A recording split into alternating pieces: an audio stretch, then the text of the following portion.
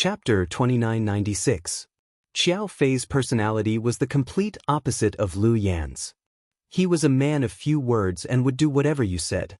He could even help you at a critical moment. Lu Yan was used to being alone. Now that Xiao Fei was with her, she was used to following him around like a shadow. Before they left, Xiao Fei knew it would be cold outside, so he went into a branded clothing store and bought a black suit for Lu Yan without saying a word. When Lu Yan turned around, he put the suit on her. Damn, you're so fast. It was hard to imagine that someone could buy a suit worth tens of thousands of yuan in less than 2 minutes. Only Xiao Fei could do this. It's cold here at night, Xiao Fei said. I'm not even afraid of death. Why would I be afraid of catching a cold? Lu Yan chuckled. You're not afraid, but I am. Then, Xiao Fei walked forward without a change in his expression, ignoring Lu Yan. But hearing his words, Lu Yan felt warm in her heart.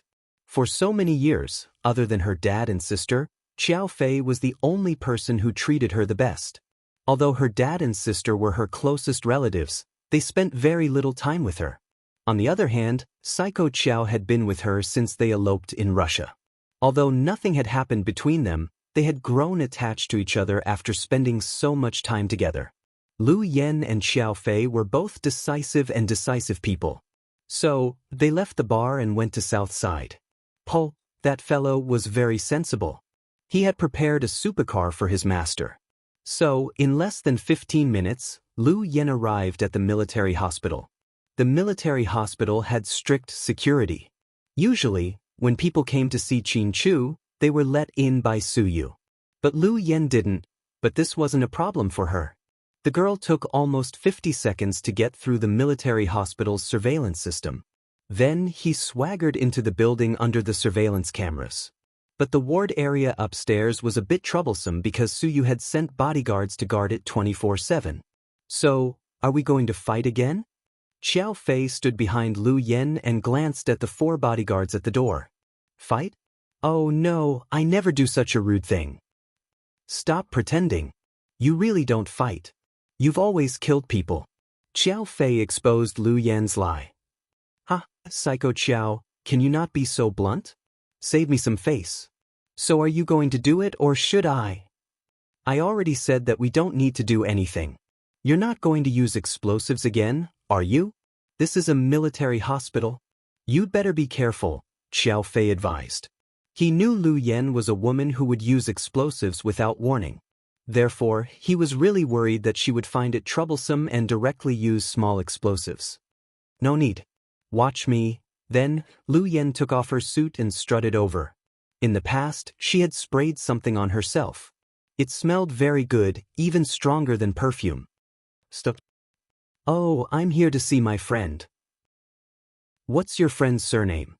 The bodyguard asked with a dark expression. His last name is Zhang, no Zhao, right? Lu Yan made up a story. He's not the person you're looking for. There's only one patient on this floor. This is a restricted area and no one is allowed to enter. Oh, he's a military leader? Lu Yan gossiped. Don't ask too much. It won't do you any good. Little girl, let's go, the bodyguard urged. Goodbye. Lu Yan waved her hand with a smile.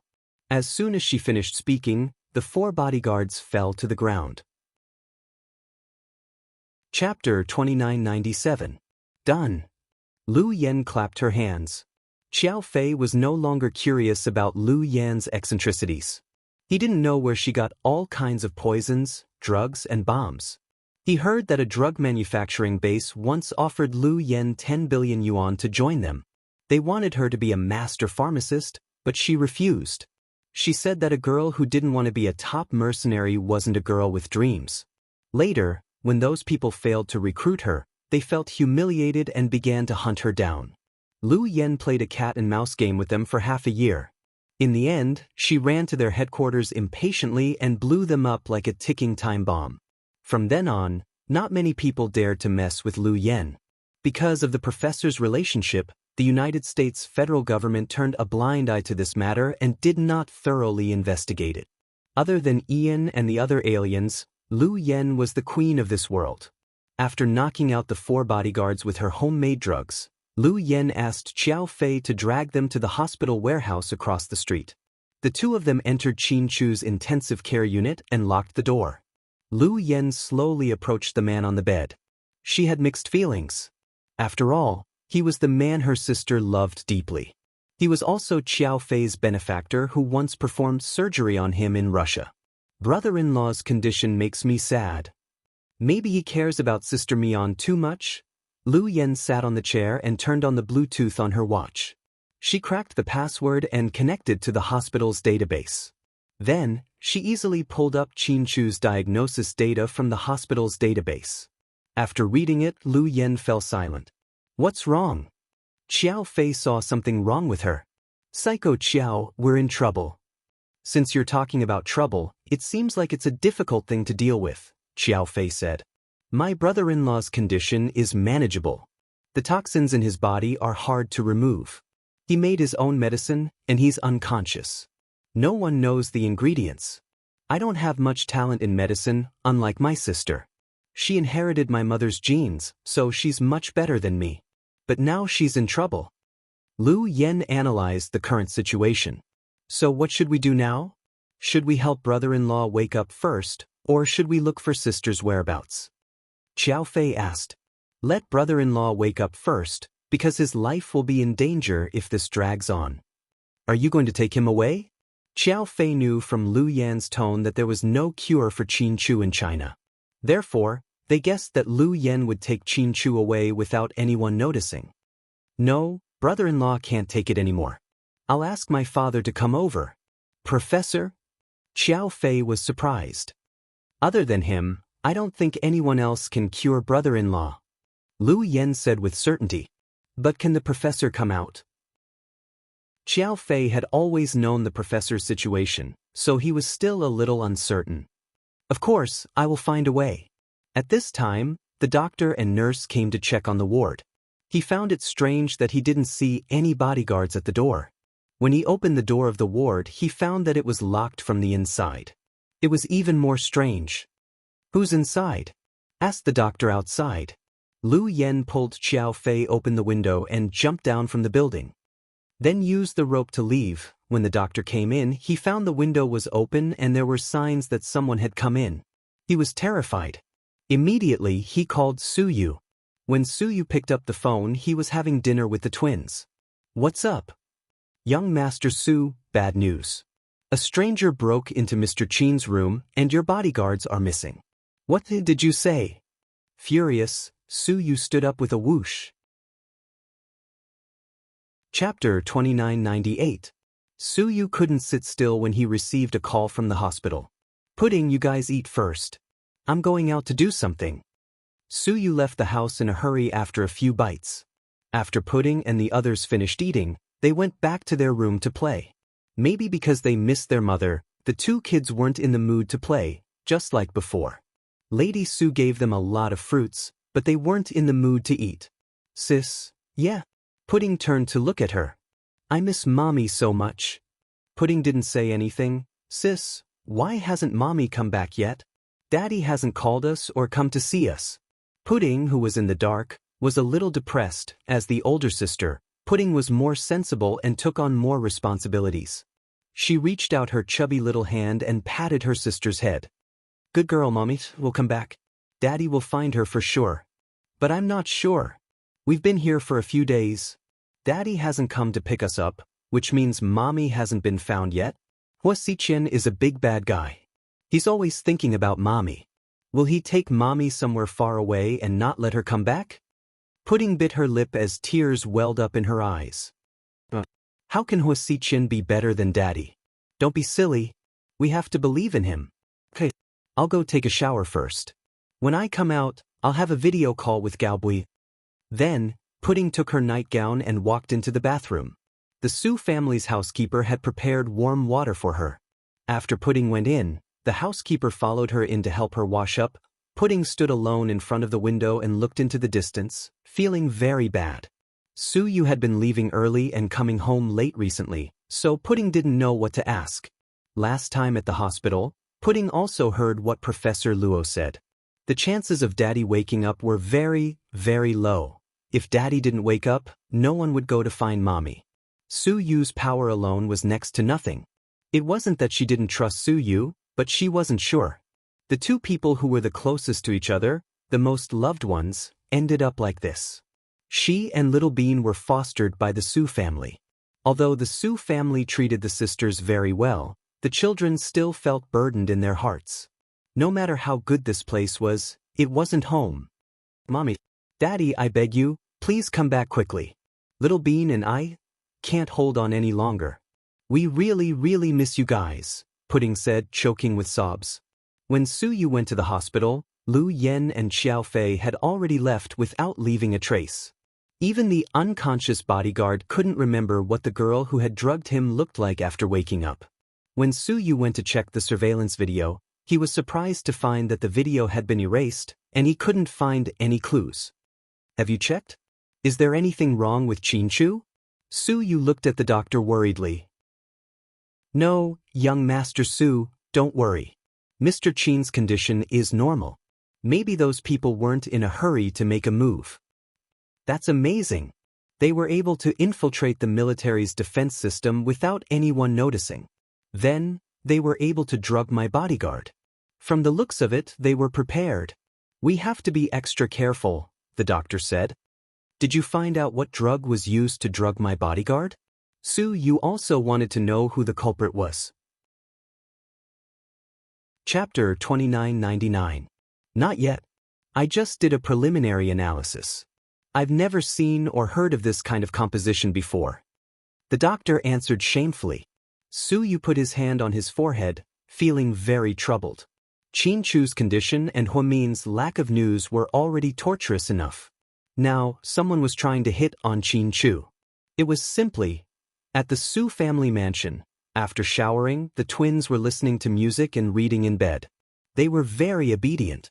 Little Bean was video chatting with Gao Buiyuan, but she fell asleep in the middle of the conversation. Pudding turned off the video chat. Pudding turned off Little Bean's cell phone and was about to go to the bathroom. She didn't even notice that the window had been opened. Pudding. A very soft voice startled Pudding. Do you still remember me? Lu Yen sat on the windowsill and smiled coolly. Auntie, Pudding's memory was amazing, so she immediately remembered Lu Yen when she saw her. Mommy said she was very close to her auntie. Many of her and her sister's expensive jewelry were bought by her auntie. Good girl, come and hug me. Lu Yen opened her arms, and Pudding rushed over and hugged Lu Yen tightly. Strangely, she spent very little time with Lu Yen. She couldn't compare with Qin Ning, let alone Jiang Shaowei and Zhu Lingling. However, when she saw Lu Yen, she felt an inexplicable closeness to her as if she had known her for a long time. Auntie. Pudding's voice trembled when she called Lu Yen's name. Lu Yen lifted the child's chin and saw she was crying. Why are you crying? Are you not happy to see me? No, I'm happy to see you. Are you crying tears of joy? Lu Yen chuckled. Auntie, do you know, you have a very special smell? It's very similar to my mommy's, Pudding said slowly. To be honest, Pudding's words hurt Lu Yan's heart. Pudding, I know what happened to your mommy. Auntie came back this time because of this. Auntie, Mommy said, you're very good. Really? Did your mommy say that about me? Pudding nodded vigorously. Mommy said that Auntie is very outstanding. You can do anything. Nothing can stop you. Yes, so. Auntie said that she would definitely help you find your mommy and save your daddy. Do you believe her? I do. Pudding nodded happily. Where's Little Bean? Why did she fall asleep so early?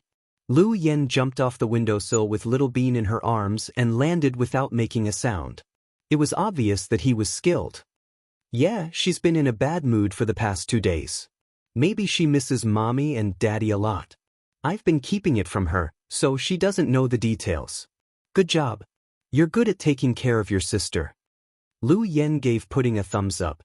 Lu Yen walked up to Little Bean, lowered her head, and gently kissed her forehead. My little piggy, looks exactly like your elder sister. 2 little cuties. To be honest, Lu Yan's feelings for Huamin and the twins were deeper than anyone could imagine. The Su family's defense was very strong, but Lu Yen still broke through it. Xiao Fei was waiting outside and didn't come in. Because of her special status, she couldn't talk to Su Yu directly and could only see the kids in private. Pudding, Auntie has good news for you. What good news? Do you want to see your grandpa? Lu Yan asked. Grandpa? Pudding suddenly remembered the old man she saw in the U.S. Mommy told her that he was her grandpa. It was amazing. Didn't this grandma's husband die? Mommy didn't say much, so Pudding didn't dare to ask.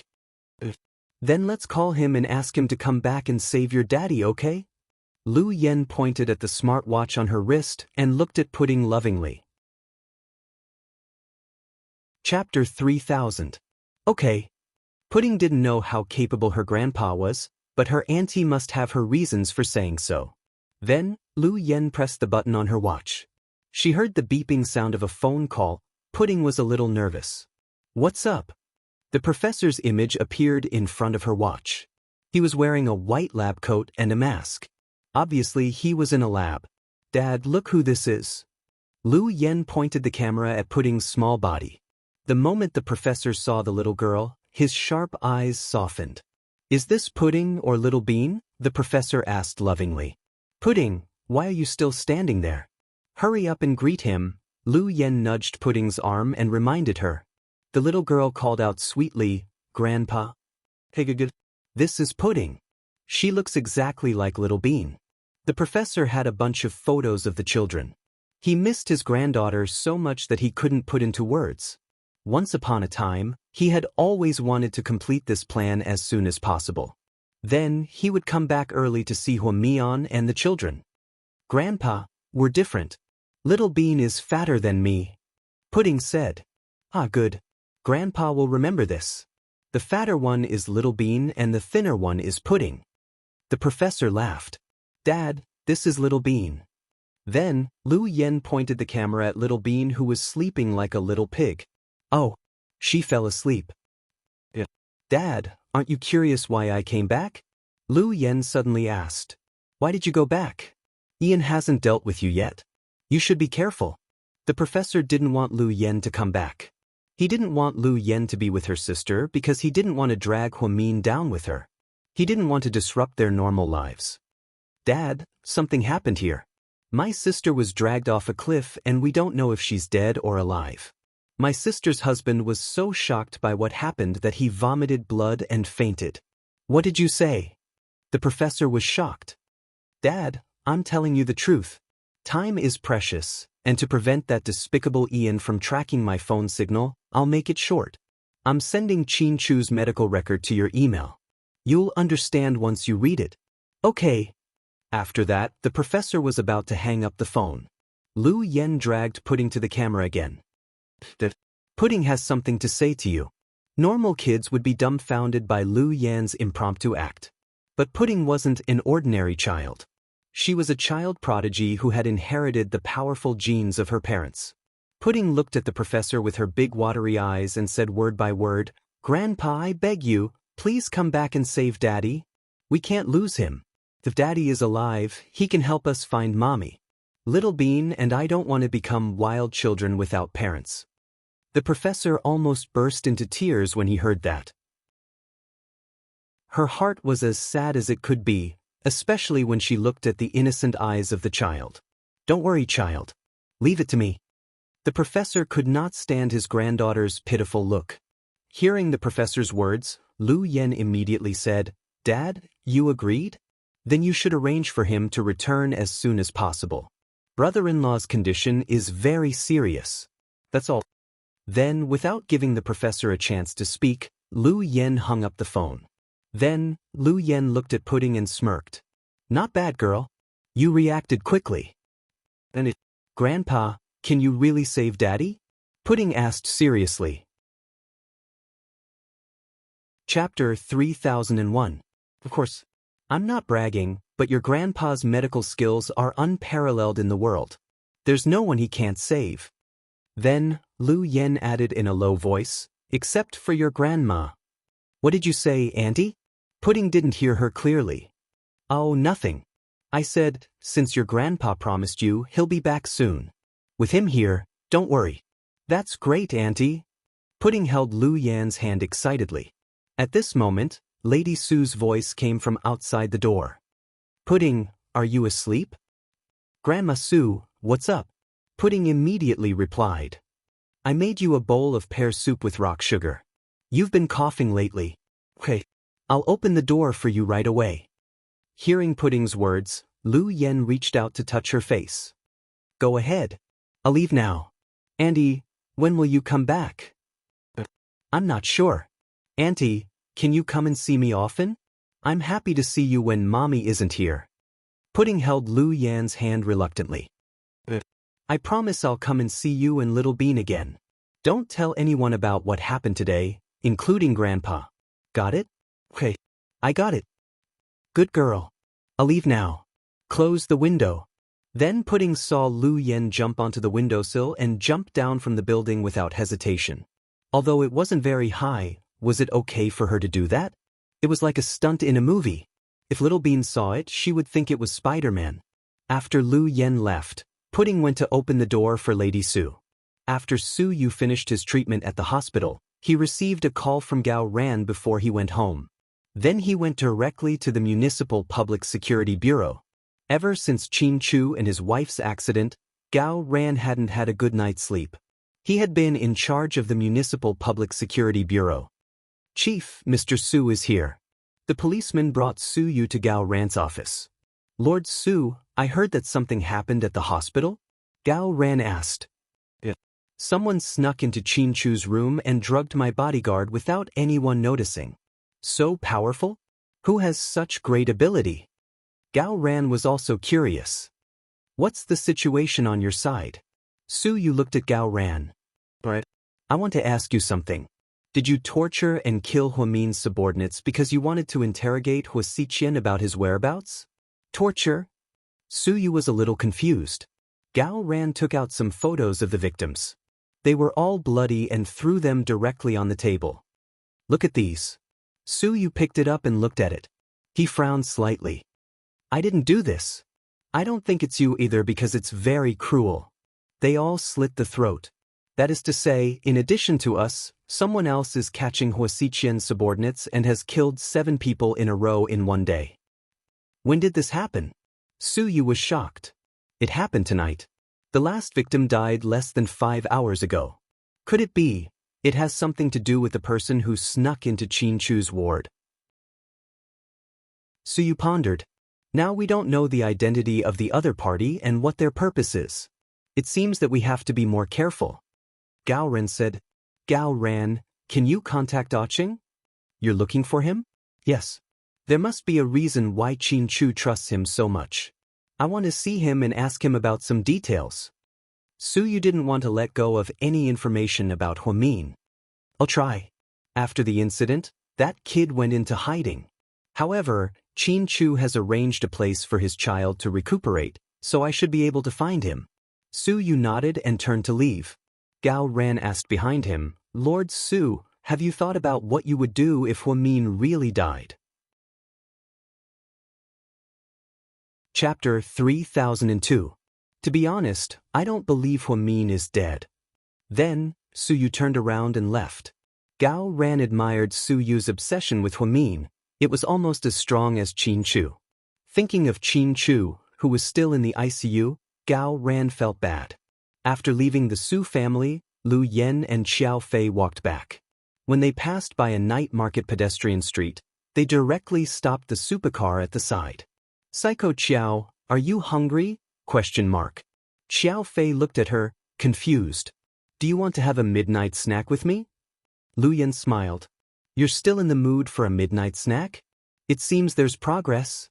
Xiao Fei knew Lu Yan well. But you can't figure out what's going on. Is the professor coming back? Xiao Fei asked slowly. Did you eavesdrop on my phone call? Lu Yan was anxious. I'm sorry. I was standing guard upstairs and was thousands of miles away from you. How could I hear your phone call? How did you guess so accurately? I know you well. Xiao Fei looked calm. You're almost as good as the worm in my stomach. You actually guessed it. It's not hard to guess. The only person who can save Qin Chu is the professor. Xiao Fei sighed. It's my fault for not being a good student. I was only interested in explosives. If only I was like my sister and had the talent to save people. Unfortunately, I've only been able to kill people since I was young. I can't save people. Aren't you hungry? Do you want to go? Xiao Fei opened the car door. Xiao Fei and Lu Yan sat at a roadside stall. There were all kinds of Xinjiang meat skewers, fried chicken legs, and grilled squid. Lu Yan had always loved food. Since she was back in China, she ate until she was full before leaving. Paul had prepared an exquisitely decorated mansion for Lu Yan and Xiao Fei. Both of them were exhausted. As soon as Lu Yan came back, she did a lot of big things. He had killed so many of Huasiqian's men and kidnapped Yan Ruoxi. None of them were not earth-shattering. Xiao Fei knew that Lu Yan suffered the most when Huamin got into trouble. She always felt guilty that she didn't meticulously arrange more people to come over. Otherwise, her sister wouldn't have encountered such a calamity. Lying on the big, soft bed, Lu Yan still couldn't fall asleep. Sis? I'll find you. I won't give up, Lu Yan said. The next morning Lu Yan got up early and had a quick bite with Xiao Fei before driving out. They sped all the way to the top of Yuewang Mountain. Today, Lu Yan was wearing a navy blue mid-length trench coat with her long hair hanging loose. At the top of the mountain, Lu Yan squatted down to check a few spots. According to those people's testimonies, this is where my sister was killed. I think, Lu Yan said. Yes, but it's really high up here. If Sister Mian falls from this height, her chances of survival are slim, Xiao Fei analyzed. Ba, don't jinx it. I'm not jinxing it. I'm just stating the truth. You have a lot of combat experience. Tell me, am I right? Of course I'll check it myself. I won't believe anyone's words. Lu Yan stood at the edge of the cliff at the top of the mountain and looked down at the churning sea. About 5 seconds later, she leaped into the air. Yan! Xiao Fei's heart almost jumped out of his chest. Lu Yan had jumped off the cliff without warning. Even if he wanted to stop her, it was too late. Xiao Fei watched as Lu Yan jumped down without hesitation. Chapter 3003. Xiao Fei almost jumped down with her. However, when he reached the edge of the cliff, he looked down and saw Lu Yan had used a zipline to hang herself in the air, and she slid down the zipline bit by bit and checked down. Lu Yan, little bastard, just you wait. Xiao Fei was relieved when he saw that she was fine. Then, he remembered that the cold and taciturn Psycho Qiao had cursed for the first time. It was also the first time he called Lu Yan a little bastard. Lu Yan looked up at Xiao Fei, whose face was pale with fright, with a smile. Little bastard, who are you cursing? Of course I'm cursing you, you damned girl. Xiao Fei really wanted to strangle Lu Yan. Yes, you're cursing me, you little bastard. Xiao Fei, at a time like this, she was still in the mood to play word games with him and take advantage of him. Only Lu Yan would do something like this. Then, Lu Yan carefully looked down at the rocks on the edge of the cliff. She wanted to see if there was a place to hide. Did Huasiqian do something when he jumped down with Huamin? But she found nothing. Well, if there was really something strange, Su Yu would have found it long ago and wouldn't have waited for her to show up. Until she reached the surface of the sea, Lu Yan stopped and paused for 5 seconds. Then, she jumped into the sea with a splash. If he didn't know that she was a good swimmer, Xiao Fei would probably be worried sick again. A few minutes later, Lu Yan climbed up along the rope and got up in no time. Xiao Fei hurriedly pulled Lu Yan, who was dripping wet, onto the bed. Psycho Qiao. Before Lu Yan could speak, Xiao Fei held her tightly in his arms. She almost couldn't breathe. Damn you. Let go of me. Are you trying to kill me? Lu Yan didn't know whether to laugh or cry. In the future, if you do something risky like this again, do you dare to tell me in advance? Xiao Fei was so scared that his heart was about to jump out of his chest. He thought that Lu Yan had taken things too hard and jumped down to commit suicide. But after 10 seconds, he immediately lowered his head to check. With Lu Yan's ability, it wouldn't be hard for her to do this. Don't you know me best? How could such a small matter stump me? Oh right, I just made a discovery. What did you find? Xiao Fei let go of Lu Yan slowly. Wuxia is really smart. There aren't any marks on the surface of the cliff, all the way to the surface of the sea, but there's something at the bottom of the sea. Seabed? Lu Yan nodded. There's an area less than 3 square meters below. The sea is very deep, like a whirlpool. But it doesn't look like a natural cave. It looks more like a man-made one. I went down the cave and found a cave inside. Not only is it big enough for 2 or 3 people, but there are other exits as well, Lu Yan said with a smile. Xiao Fei immediately understood. Wuxia sure is smart. Does that mean Sister Mian is fine? Of course. My sister is very lucky. I'm sure she'll be fine. Lu Yan had long suspected that it was Wuxia's doing, but after confirming it herself, she was even happier. The question is, how did Wuxia take Sister Mian away? Where did they go? Xiao Fei asked. That's what worries me the most.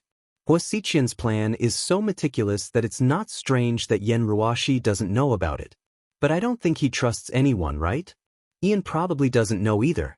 I think I'm going to meet someone now. Who? Xiao Fei looked at Lu Yan in confusion. Chapter 3004. Su Yu. You want to see Su Yu? Yes. After my sister and brother-in-law got into trouble, Su Yu handled a lot of things. I think he should have a lot of the information I need. But does Su Yu know who you are? Xiao Fei thought that the fewer people who knew about Lu Yan's identity, the better.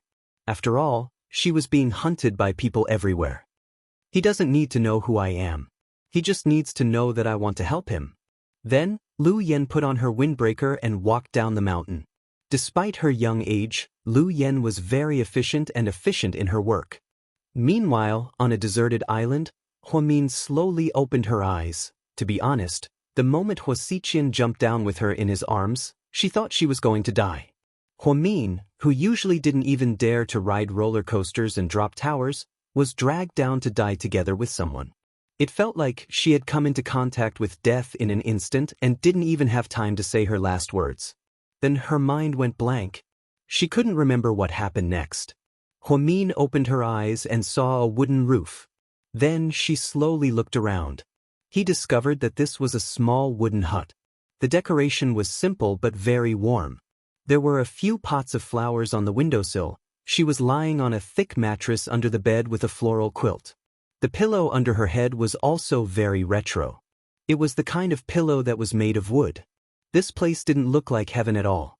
So, Huamin thought that maybe she wasn't dead yet. Could it be that she had transmigrated or something? She was really afraid that she had transmigrated to ancient times. It would be better for her to die. Mian, you're finally awake. The man who opened the door saw Huamin's eyes open and immediately smiled. The moment she heard Wuxia's voice, Huamin's heart fell to the bottom again. Wuxia, you're not dead yet. Wuxia was wearing a simple white sweatshirt and brown cotton pants. There was a hint of China style, but more of a rural feeling. It was just my plan, he said. Neither of us is dead. Where is this place? Where did you take me?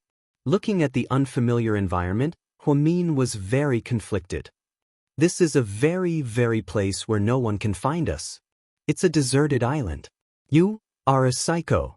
Upon hearing that it was a deserted island, Huamin collapsed again. I was supposed to take you to my private island. There's a mansion, a garden, maids, gardeners, and a lot of fresh fruits and vegetables. It's like heaven, but that island isn't safe yet and will be discovered. So, I plan to stay here for 3 to 5 years. When Qin Chu and Su Yu give up looking for you and everyone thinks that you're really dead, I'll take you back to that island, okay? As Wuxia spoke, he squatted down and looked gently into Huamin's eyes. He spoke as if he was coaxing a child. Wuxia, what's the point of doing this? You're imprisoning me? Huamin was very angry and wanted to resist, but he couldn't summon any strength. No, this isn't imprisoning. Mian, this is companionship. I'm the only man who can be with you for the longest time. As he spoke, he placed his big hand on Huamin's shoulder. Go away. Don't touch me. Huamin struggled emotionally. Be careful, you're pregnant. Wuxia reminded gently. Huamin immediately looked at him in alarm and surprise. Chapter 3005. Don't look at me like that.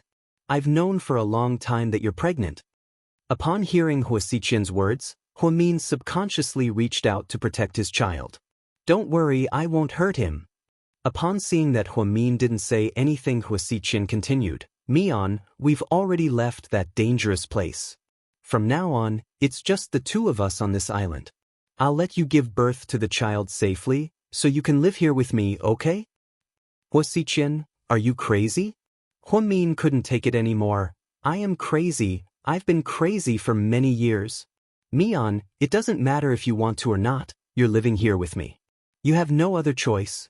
This is an uninhabited island that isn't even on the map. Plus, I've installed a signal jamming device, so no one will find this place. Someone will bring us water and food regularly. We can live here without any worries, isn't that great? No, I don't want to live here. I want to go home. Huamin wanted to get up, but he realized that his body was limp and weak, so he lay back down on the pillow. What did you do to me? Huamin glared at Huaxiqian. You're pregnant right now, what else can I do to you? You've only been unconscious for 3 days and 3 nights. You don't have any strength left. What? I've been unconscious for 3 days and 3 nights? Huamin was slightly surprised. Then, 3 days and 3 nights must have been a long time for Qin, right? Mian, everyone thinks that we're dead. Qin saw me jump off the cliff with your own eyes. There was tumbling seawater below. No one knows that we're still alive. I'm doing this for your own good. Did you know that Ian has been looking for you? I've been helping you hide this from him, but he's so smart, his lies were quickly exposed. Ian isn't as merciful as I am. He kills without batting an eyelid. Otherwise, your father and sister wouldn't be so scared of him. You make it sound like you're my savior. Huamin lay flat on the pillow and sneered slightly. I just want to say that the situation is already like this. You should accept reality, okay? After speaking, Huaxiqian turned around and poured boiling water into a wooden basin on the ground. Then, he added cold water and washed a white towel with the warm water inside. Then, he was going to wipe Huamin's face. I said get away, don't you hear me? Don't touch me, don't, or I'll die. Huamin was also going crazy. When he found out that he was brought to an uninhabited island and that his signal was jammed, he was devastated. Huamin's heart was devastated and tortured. Finally, at this moment, he exploded. Huaxiqian was indeed kind enough to wipe her face, but at this moment she thought of her husband and daughters. That feeling was worse than death. If Qin thought that she was dead, he would definitely be sad to death, right? And the twins, if they knew that they would never see their mommy again, they would definitely be sad. At this thought, Huamin broke down and cried for the first time. Huaxiqian didn't dare to approach her anymore. Instead, he turned around and closed the door, leaving Huamin alone in silence. Lu Yan originally planned to meet Suyu. However, she received a tip from her subordinate at the last minute. Boss, Ian will arrive in Sea City in 3 hours. After hearing this, Lu Yan's expression changed slightly. Her worst fears came true. At such a critical moment, Ian, that big bastard, actually came. What's wrong? Xiao Fei asked her from behind.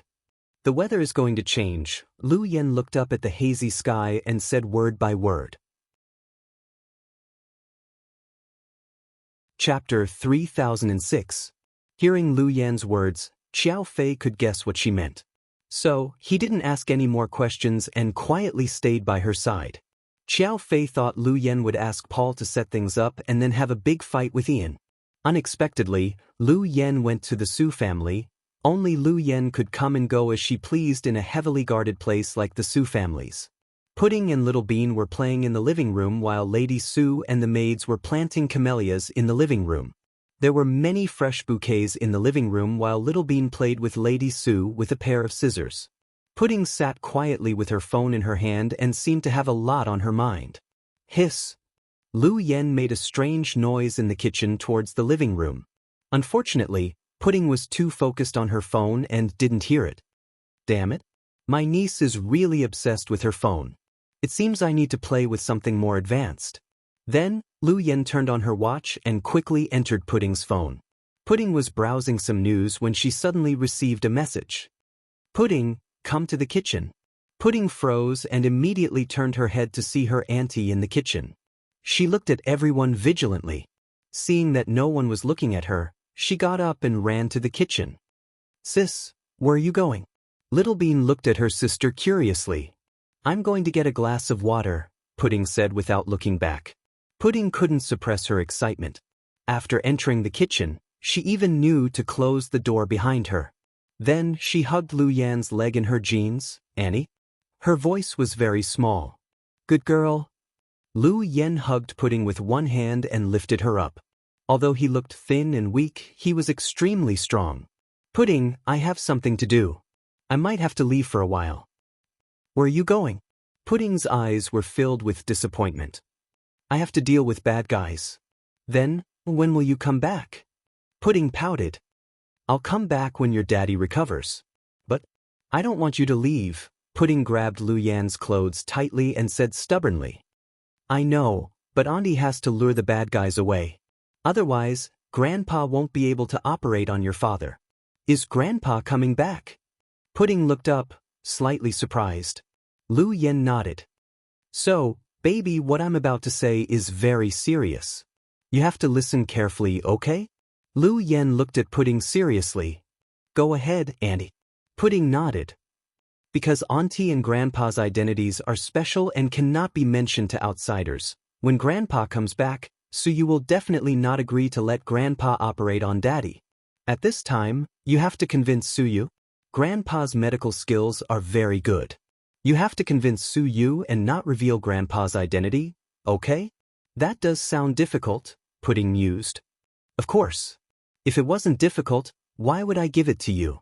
I know you're smart, Auntie, don't flatter me. I'm not as good as you say. I'm just a 3-year-old baby. I even have to drink milk every day. Lu Yan almost laughed out loud. If she wasn't afraid that the people in the living room would hear her, she would have laughed out loud. This kid had fast reflexes. If Auntie doesn't lure the bad guys away, Grandpa won't be able to operate on your daddy. So, we have to work together. If you think it's impossible, Auntie will think of a way. Lu Yan also felt that this was a difficult task for a kid. Chapter 3007. It's okay, Auntie. I can handle it, Pudding said word by word. Are you sure? Yeah. I know how to deal with handsome Sue. Pudding looked confident. Okay, little Tsundra. I'll leave this difficult task to you. How can I contact you if there's an emergency? Lu Yan waved the watch on her wrist. I've saved your number. I'll contact you if there's an emergency. Okay. Pudding didn't like to be in a passive position, but she was comforted by her auntie's words. I'll leave now. You can go back now. Little Bean will come to you soon. Auntie. Pudding held Lu Yan's hand reluctantly. Yeah. Be careful when you fight bad guys. Don't get hurt. Okay. Lu Yan's heart warmed at Pudding's words. On her way out, she was still talking to Xiao Fei. What do you think? When my sister comes back, I'll ask her to give me Pudding as my daughter. What do you think? Why? Xiao Fei was speechless. Because Pudding is very sensible and smart. When I came out, she told me to be careful. To be honest, I haven't had such a warm child in a long time. I don't think your sister will agree, Xiao Fei said. Why not? They're twins. Why did you have to break them apart? Also, Xiao Fei paused. What do you mean? Lu Yan looked curious. You like kids? Can't you give birth to one yourself? Why do you want to take your sisters? Lu Yan, damn it. Give birth to one myself? Do you want me to give birth to one with you? Lu Yan said in annoyance. Not with me? Do you think you can give birth to one yourself? Xiao Fei said nonchalantly. Xiao Fei, what do you mean? Damn it. You eat and drink my food and want me to give birth to your child. Why do I love you so much? Lu Yan rolled her eyes. Yeah. I don't know why I'm so charming that you love me so much. Psycho Xiao, you're shameless. Lu Yan pointed at Xiao Fei and scolded him as they walked. Xiao Fei didn't react until they were out of the city. Are we leaving this place? Xiao Fei wondered. Yeah. But we're not done yet, are we? There's no time. I have to lure Ian away first. Otherwise, how can Father come here? If Ian knows that Father is here, he'll bring the entire army here and start a massacre. I see. Xiao Fei nodded. But don't get me wrong. I'm not pitying you or feeling that you've implicated the people of this city. I'm just worried that Father won't be able to operate on brother-in-law in peace. I understand, you don't have to explain. Xiao Fei knew Lu Yan didn't mean what she said. Although he always said, "What does the life or death of others have to do with me?" But in fact, Lu Yan had never wrongly killed a good person. Although she was greedy for money, the business she took on was done by those desperados.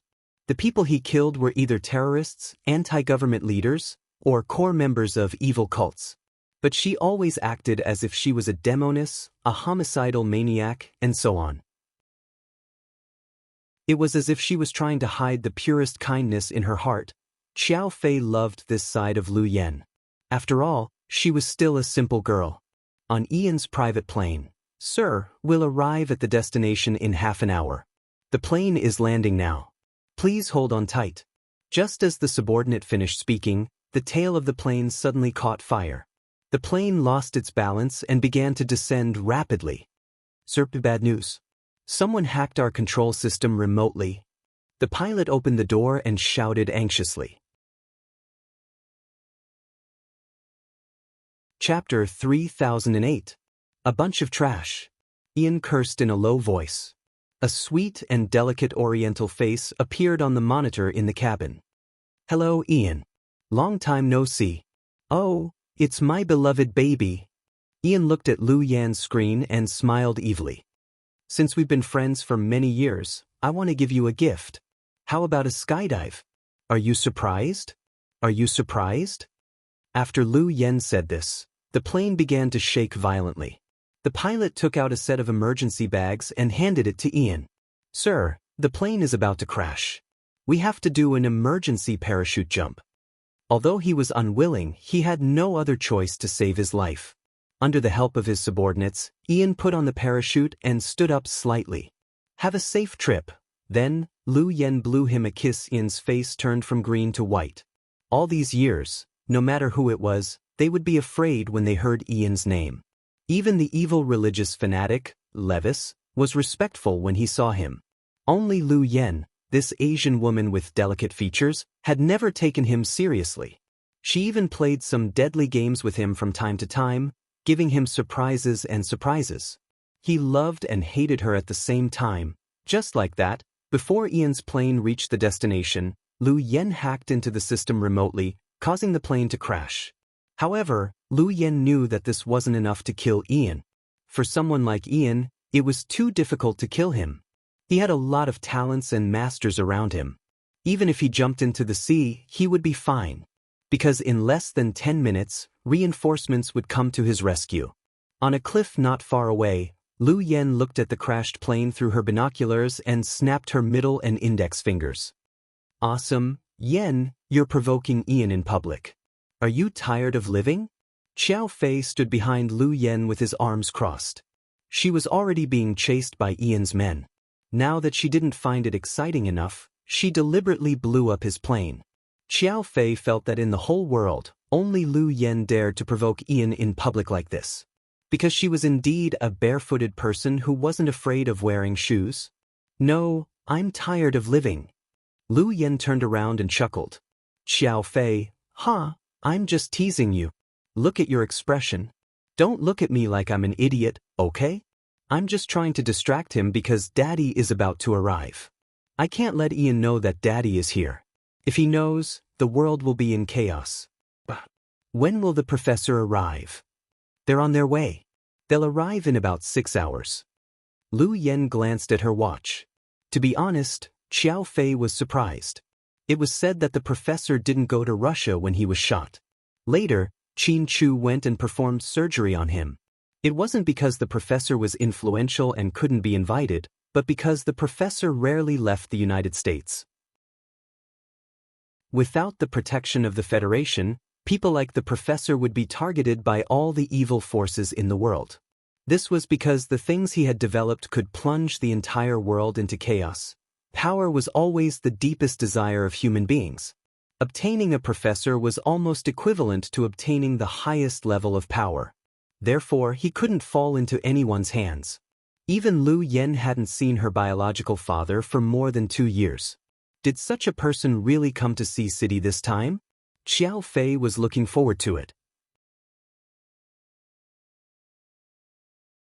Chapter 3009.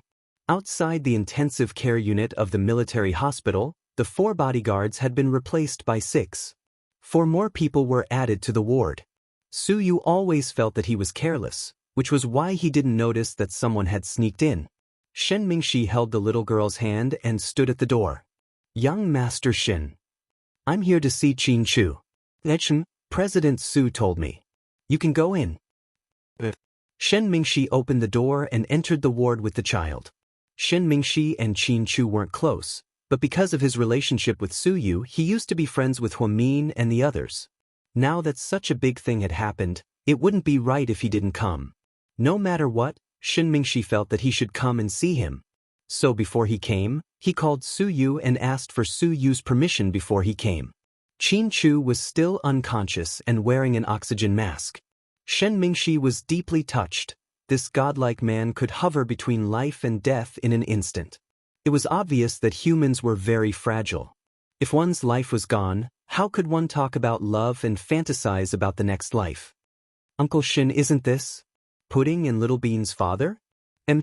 What's wrong with him? How pitiful. If Pudding and Little Bean knew, they would be sad, right? Yeah, children without a father are pitiful. Shen Mingxi sighed.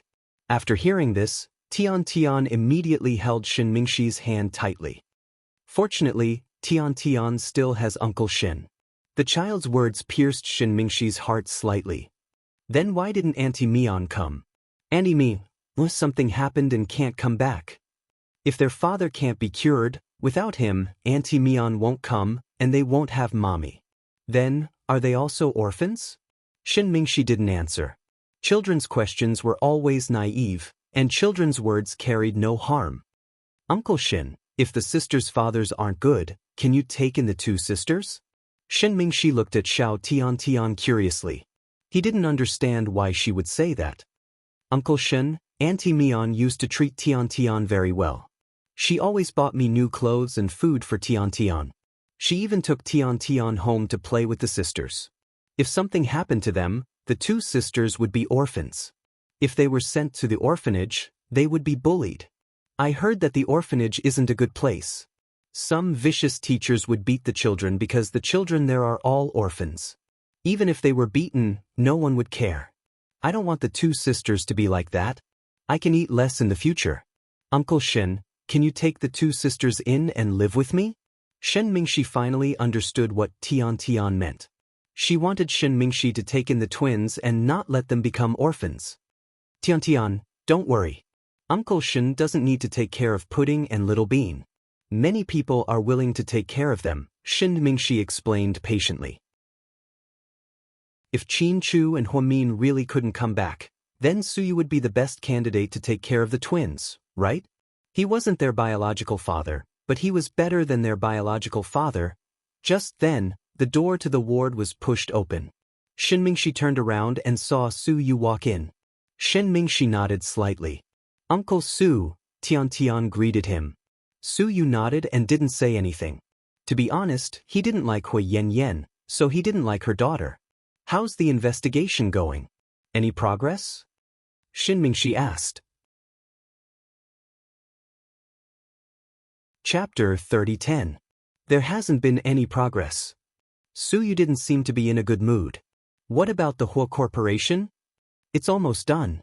With Yen Ruashi's information, it shouldn't be a problem to investigate the Hua Corporation. Yen Ruashi is willing to help us. Shen Mingxi was surprised. With the current situation, she has no reason to hide. She's just a chess piece abandoned by Huasiqian. How could she not know her place? You're right. Shen Mingxi nodded. But I checked Huasiqian's assets. Something's not right. What's not right? The whole corporation is pretty much an empty shell now. I don't know where most of the money went, and I can't verify it. I suspect that he used other channels to transfer the money away. I've also checked the foreign accounts, and there's not a single cent under his name. Then he probably used another name, Xianxia said. It seems that this psychopath has been preparing for this for a long time. After investigating this, Suyu was quite gratified. The plan was so thorough. If he knew how to transfer the money, he definitely wouldn't seek death. So if Huasiqian wasn't dead, then Huamin was also alive. Thinking that Huamin was still alive, Suyu was more or less gratified. We're here to see Qin Chu. We'll leave first. If you need me, contact me anytime. Okay. After Xianxia left, he took Tian to the psychiatric treatment center under the city bureau. Hui Yanyan had been locked up there and hadn't left. Xianxia brought the child to visit her every few days. Recently, he hadn't come for about a week because he had been busy with work. According to the people in the city bureau, Hui Yanyan seemed to have regained her consciousness. Xianxia wasn't sure if it was because the drug had worn off. Tian, what do you want to say to Mom when you see her later? Xianxia asked. I want to tell her that I miss her very much. All right. Uncle Shen, can I give my mommy a bite of the chocolate bar you bought for me? She should be very happy to eat something sweet. The little girl said. Sure. The policewoman brought them all the way to Hui Yanyan's room. She has been able to move freely these few days and can communicate normally. She even knows how to complain that our food is not good. I think she has almost recovered. Can you discuss with our director if you want to take her out? All right, I'll make plans for this later. Then, the policewoman opened the door and Xianxia walked in with the child. Hui Yanyan was wearing a white hospital gown. She sat on the bed and looked out of the window. No one knew what she was thinking. She turned her head when she heard the door open. Her expression changed when she saw Xianxia and her daughter. Mommy! Tian ran over and hugged Hui Yanyan. However, it was obvious that she was indifferent. Xianxia didn't know if she didn't react in time or if she was just cold. Mommy, look, what did I bring you? This is the chocolate bar Uncle Shen bought for me. It's very sweet. I saved one for you. Tian placed the chocolate bar in her mother's hand carefully. To her surprise, Hui Yanyan threw it to the ground. What the hell is this? Give it to me, Mommy? Tian looked at her mother pitifully and didn't know what to do. Are you my daughter or his daughter? Are you used to living a rich life and don't want to come back? Hui Yanyan looked at the child viciously and questioned. Chapter 30:11. I didn't. Tian was so scared that tears welled up in her eyes as she looked at her unfamiliar mother.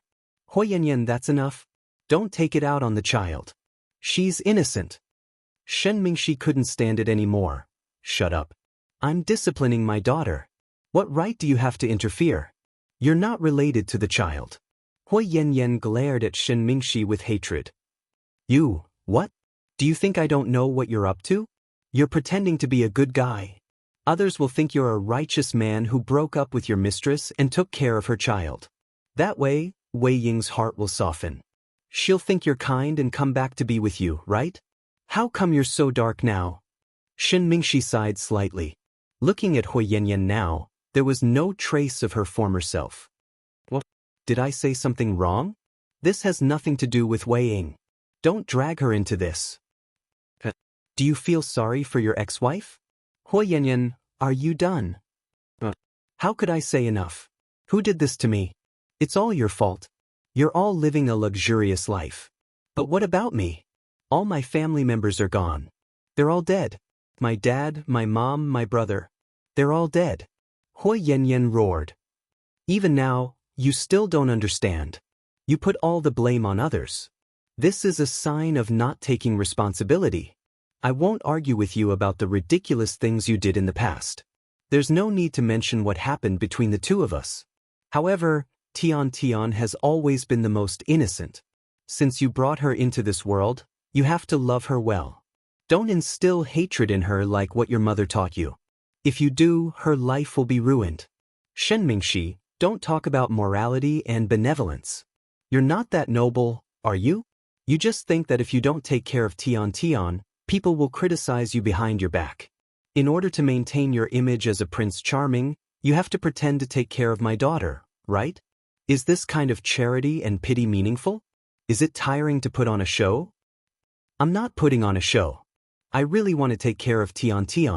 Shen Mingxi was furious. People like you always do things with a purpose. Could it be that you want to raise my daughter so that you can take advantage of her like an old cow? Hui Yanyan finished her words. Shen Mingxi viciously slapped him across the face. He slapped Hui Yanyan's face mercilessly, making her face burn. As a mother, what are you saying in front of your child? Hui Yanyan, you're crazy. Shen Mingxi couldn't take any more of Hui Yanyan's vicious words. Only the devil would know how dirty her words were. Uncle Shen, Tian was terrified. At this critical moment, she ran to Shen Mingxi, hugged his leg, and cried. Little bastard, I raised you for nothing. Now you're abandoning your own mother for someone who's not related to you by blood. Hui Yanyan covered her slapped cheek and looked at her daughter viciously. Since you've recovered, you should treat your illness properly. With that, Shen Mingxi walked out with Tian. Come back, you bastard. Hui Yanyan suddenly stood up and tried to grab Shen Mingxi like a madwoman. However, the policewoman stopped her outside the door and locked it. Hui Yanyan's illness is not only good, it's even more important. I'll tell your director to continue the treatment here, Shen Mingxi said coldly to the policewoman. Shen Mingxi, you'll die a horrible death. You locked me up on purpose to take my daughter away. You'll get what you deserve. Hui Yanyan cursed madly behind him. Outside the Municipal Public Security Bureau, Tian, Uncle Shen will arrange for you to study abroad, okay? Shen Mingxi asked with tears in his eyes. Chapter 30:12. Tian immediately hugged Shen Mingxi's thigh tightly. Tears streamed down her face. Uncle Shen, I don't want to go abroad. I want to leave this place. Don't kick me out, okay? I'm not kicking you out, Tianan. I'm thinking about your future. I'll find someone to go with you and take care of you. Shen Mingxi squatted down and explained patiently. After Hui Yanyan's vicious words, Shen Mingxi did reflect on himself. With his identity and situation, would it be convenient for him to take Tian with him in the future? Would people gossip about him? Even if he didn't care about the consequences, what about the child? Would the child grow up to be traumatized? Shen Mingxi didn't want his child's life to be ruined because of his momentary pity. He could pay for her and take care of her. But if she was sent abroad and had a nanny to study with her, her life would be much better than it was now. After all, for Tian, even if she went to school, she couldn't get rid of the trauma left by her mother. In a coffee shop, Auntie, you wanted to see me? Wei Ying was carrying the latest Chanel handbag and wearing an elegant off-white suit. Her long hair was dyed chestnut and fell down in a beautiful straight line. Sitting across from Wei Ying, Mrs. Shin had an illusion. She thought Wei Ying was much prettier than before she married Shen Mingxi. It seemed that a woman's appearance wasn't determined by her marriage. It was related to her mental state and her lifestyle. Now, Wei Ying was no longer full of doubts, cursing, finding fault, complaining, or even hating someone. After the divorce, she felt free. Ying, you're getting younger and younger. Mrs. Shin smiled. No, I'm just pretending to be young. I heard you just came back from a trip. Yeah. I've been addicted to traveling in the past 2 years. I go out with my friends from time to time. How are your parents? My dad's blood sugar is high and he's careful with his diet. My mom is healthy and often plays mahjong with her. Your brothers are running the company now, right? Yeah. It's mostly my brothers. I don't care about the company. You and Mingxi, you've been apart for years. Have you ever thought about looking for him? Mrs. Shin's words caught Wei Ying off guard. To be honest, Auntie, I didn't think that much. I heard from the people in the circle that you and the young master of the Yi family are very close. Mrs. Shin said it very vaguely. Obviously, everyone in the circle knew that Yi Xiaoyang was pursuing Wei Ying. Oh, we're just friends. He's a nice guy, Wei Ying commented as she lowered her head and took a sip of coffee, feeling a little embarrassed. Ying, actually, I have something to ask of you today. Auntie, please don't say that. After all, we used to be a family. If there's anything I can help you with, I'll definitely help you. Saying the word beg is too serious. Although Wei Ying used to be arrogant, she was still polite to her elders. This matter, I don't even know how to bring it up. To be honest, I know that asking for your help is a little unreasonable, but Auntie really has no other choice. Auntie, tell me what it is and I'll see if I can help. Wei Ying looked at Mrs. Shen. You must have heard that the little bitch Hui Yanyan's child is with Mingxi, right? Mrs. Shen said slowly. Yeah. I heard about it.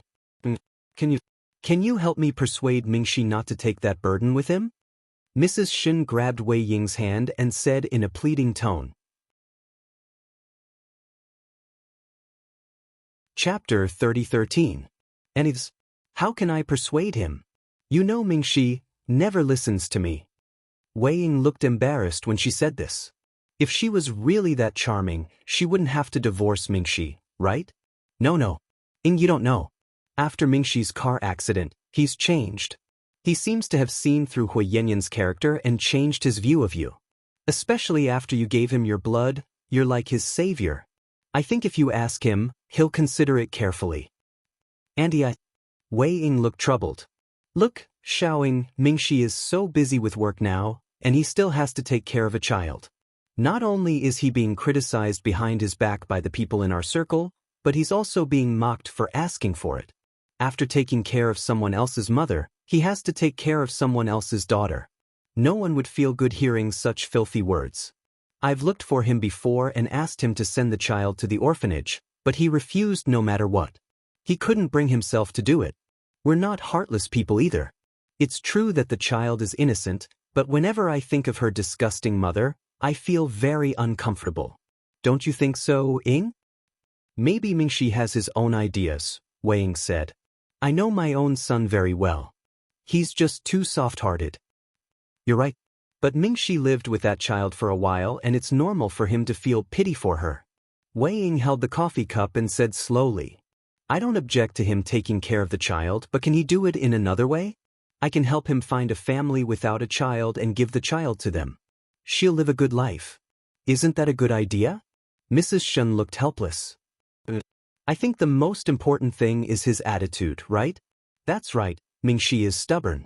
Just like back then, he still insisted on getting a divorce even though we were so against it. Ying, Auntie is begging you.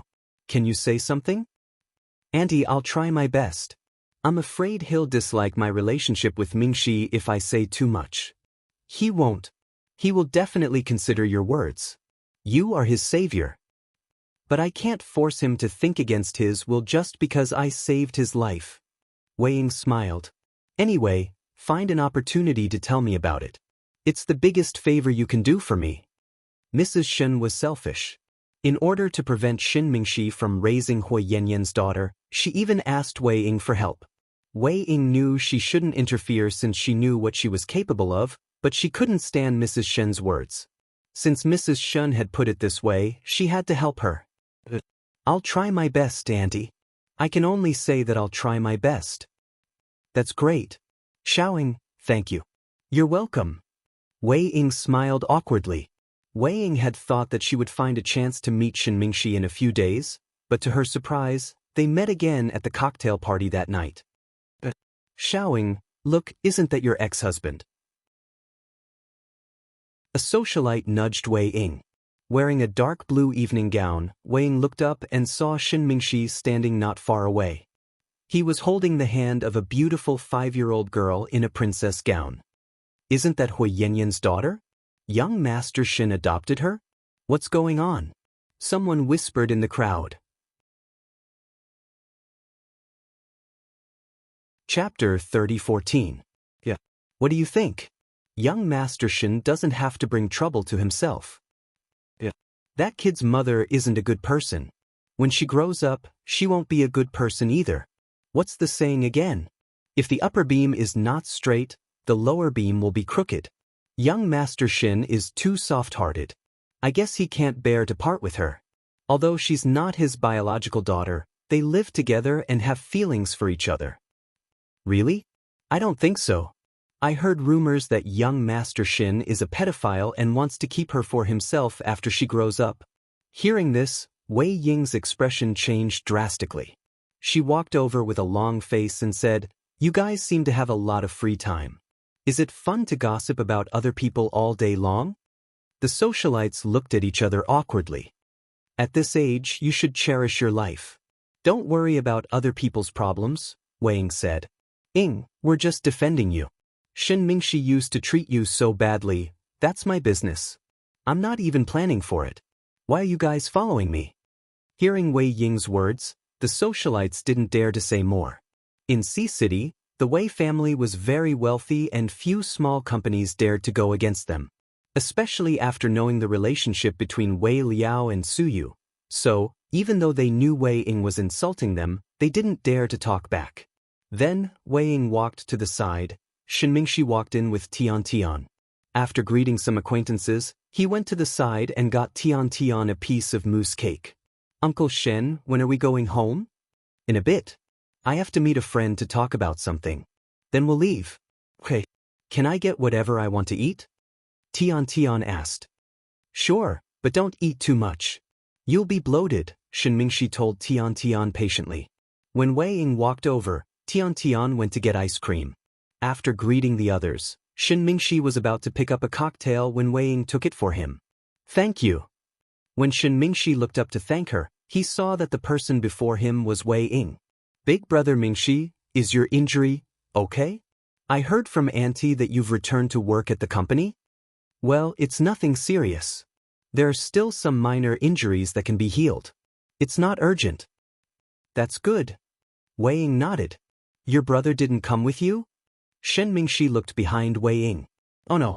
My brother and sister-in-law seem to be in a terrible fix because of President Qin's family. My sister-in-law has always been close to Lady Qin, and she even fell seriously ill because of it. I see. It seemed that everyone in the industry knew about what had happened to Qin Chu's family, but because there were too many people here, Shen Mingxi didn't say much. Mingxi, that kid. Recalling what Mrs. Shen had told her, Wei Ying was about to say something. Then, she heard someone calling her from behind, Ying. Wei Ying turned around and saw Yi Xiaoyang in a black casual suit walking over with a glass of champagne. I've been looking for you for a long time. So you're here? Yi Xiaoyang smiled. Before Wei Ying could speak, he took off his jacket and put it on her. The air conditioner here is a bit strong. Don't catch a cold. Thank you. Embarrassed, Wei Ying lowered her head. President Shen, what a coincidence. You know our Ying? Yi Xiaoyang asked Shen Mingxi with a smile. Chapter 30:15. Shen Mingxi was about to speak when Yi Xiaoyang said, Oh, I remember now. You're Ying's scumbag ex-husband, Yi Xiaoyang? Wei Ying was a bit anxious.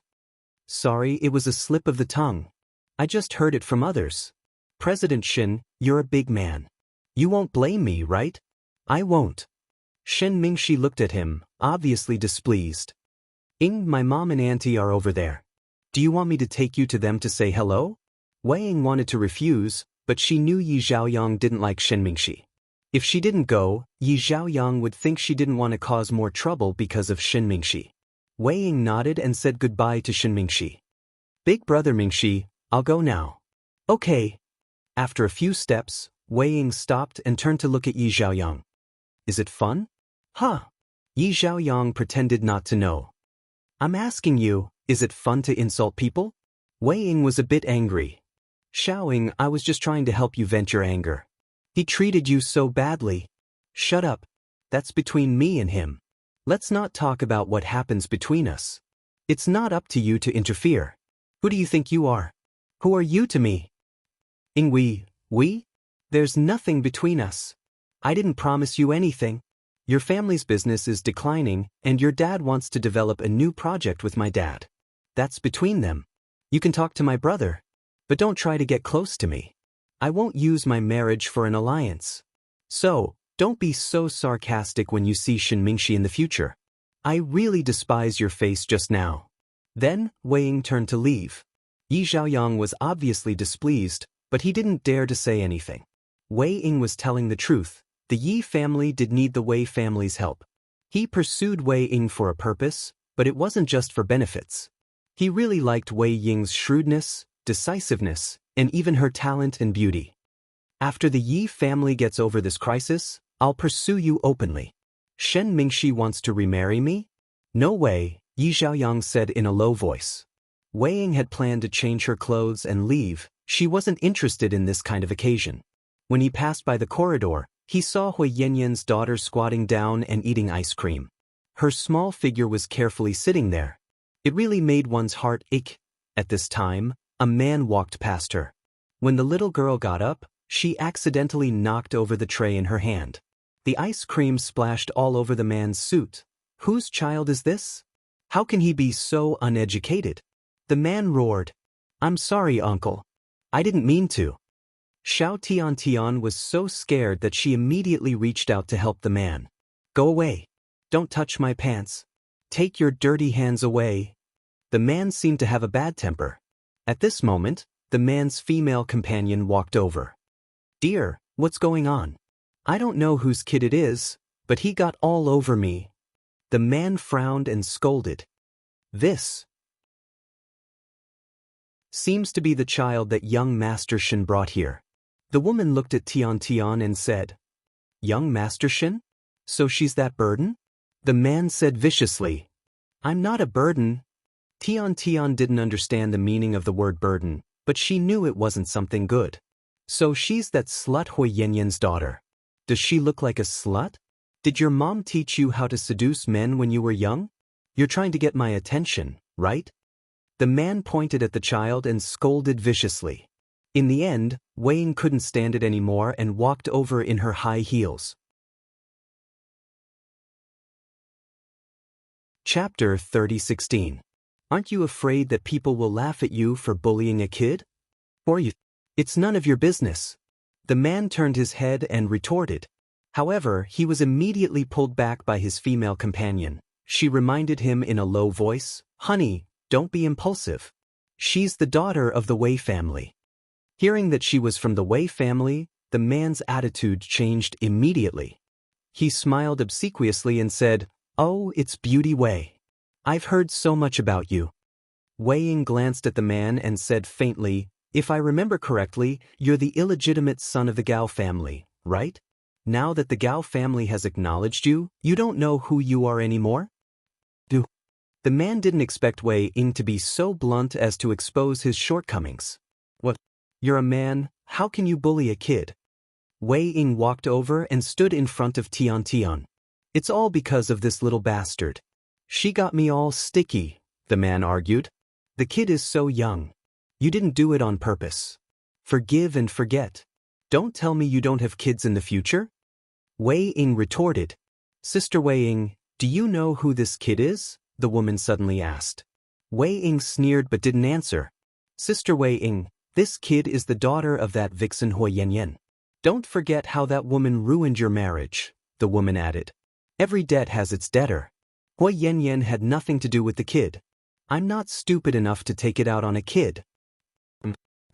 The woman pouted but didn't dare to say more when she saw Wei Ying didn't appreciate her kindness. Let's go, honey. The woman pulled the man away. Stop, Wei Ying yelled behind them. Miss Wei, what's your order?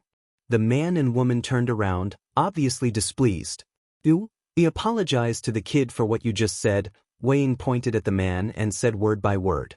What did you say? You want me to apologize to a bitch's daughter? Are you kidding me? The man was furious. Don't make it sound so bad. Your mother is also a mistress. It's the pot calling the kettle black. Wei Ying didn't hold back. Wei Ying, don't cross the line. Don't think you can do whatever you want just because you're from the Wei family. The man was furious. I'm not being lawless. I'm being reasonable. The child has already apologized to you for spilling ice cream on you, but you're still holding on to it. It's not fair to the child. Sister Wei Ying, what's the point of helping your love rival's child? The woman didn't seem happy. It's my business who I want to help. If you don't apologize, you're going against the Wei family. If I remember correctly, The Gao family needs a lot of help from the Wei family. What? Do you want me to tell my dad to cut off the Gao family's source of income and kick you out? Wei Ying's tone was domineering. Upon hearing Wei Ying's words, the man immediately became listless. In this city, there were very few financial groups that could compete with the Wei family. The Gao family was just a nouveau riche and could only be considered a small family. He didn't even dare to offend the Yi clan, let alone the Wei clan. The man didn't dare to offend Wei Ying, so he immediately changed his attitude and said with a smile, "Miss Wei, please be merciful and forgive us this time, okay? You're wrong. Apologize to her, not me." Wei Ying pointed at Tian. More and more people came to watch. Shen Mingxi had unknowingly stood in the middle of the crowd and watched everything quietly. "What? Are you going to apologize or not?" Wei Ying glared at the perverted man and asked aggressively. Chapter 30:17. Seeing more and more onlookers, the man felt embarrassed. "Honey, what should we do?" The woman tugged at the man's hand in a low voice. "Get out of my way." The man shook off the woman's hand impatiently. Finally, he gritted his teeth and walked up to Tian. Scared, Tian hid behind Wei Ying. "Don't be afraid. He's the one who did something wrong, not you. He's apologizing to you." Wei Ying turned around and walked forward with Tian in her arms. "I'm sorry, kid. I take back what I said," the man said in a huff. "Is that okay, Miss Wei?" The man asked impatiently. "It's okay. I hope you can watch your words and actions in the future." Wei Ying didn't continue the argument. Seeing that they couldn't watch the show, the onlookers dispersed. Holding Tian's hand, Wei Ying was about to go find Shen Mingxi when she saw him behind her. "I was going to go find you. Watch her. After all, there are all kinds of people here." Wei Ying let go of Tian and brought her to Shen Mingxi.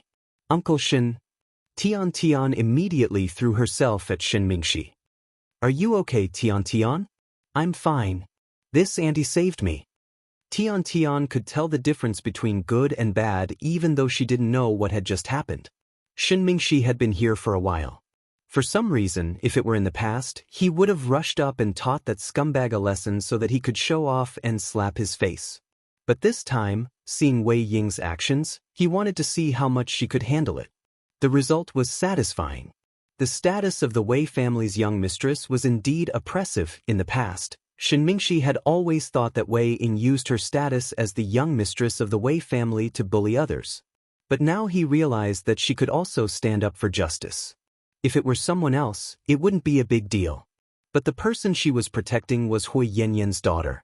Knowing that she was Hui Yanyan's daughter, she let go of the past and stood up for Tian. No matter what the onlookers said about her, Shen Mingxi was touched by her courage. "Ying, thank you," Shen Mingxi said. "Don't mention it. It's not a big deal. That guy is obviously a scumbag. He bullied a kid. What a disgrace," Wei Ying said nonchalantly. "But you have to be careful in the future. That man is obviously holding a grudge," Shen Mingxi reminded her. "Don't worry, I'll be careful." Wei Ying smiled faintly. "When are you leaving?" "Right away. I'm really sleepy." Yawning, Wei Ying said. "Did you drive here by yourself?" Shen Mingxi asked. "No, my chauffeur drove me here." "Oh, okay, then you should go back early." "Okay." Wei Ying nodded and turned to leave.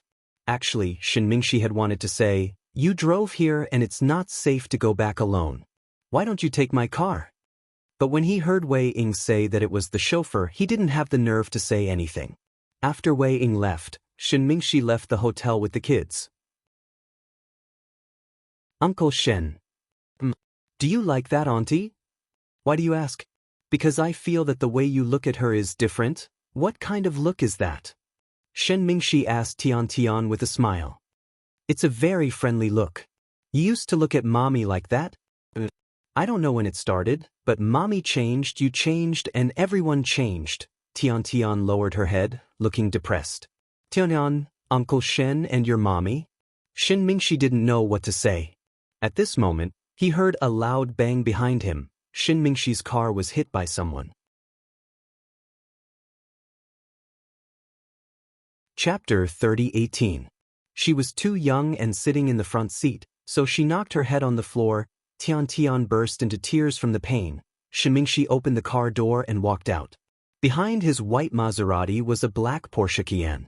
The person who got out of the car was Yi Zhaoyang. Ouch, President Shin, I'm sorry. I slipped and rear-ended you. But it's okay, you can take it to a 4S shop for repairs. I'll pay for the repairs. As soon as he said the word, pay, Shin Mingshi punched Yi Zhaoyang to the ground. Perhaps he hadn't expected that the gentle Shin Mingshi would suddenly make a move. When he reacted and wanted to fight back, it was too late. Shin Mingshi's punches were fast and hard, and Yi Zhaoyang fell to the ground. When he was done, Shin Mingshi stood up, wiped the dust off his fists, and said, "You can go to the hospital without worry. I'll pay for your hospitalization fees." Then, Shin Mingshi got into his car and left with Tian. Someone accidentally took a video of the fight and it went viral in the upper-class circle. Soon, Wei Ying saw it. "Ying, people are saying that Shin Mingshi and Yi Zhaoyang fought because of you." Her best friend sent her a voice message. "That's impossible. Don't talk nonsense." "I'm not talking nonsense. Everyone says so. Young Master Yi likes you, everyone can see it.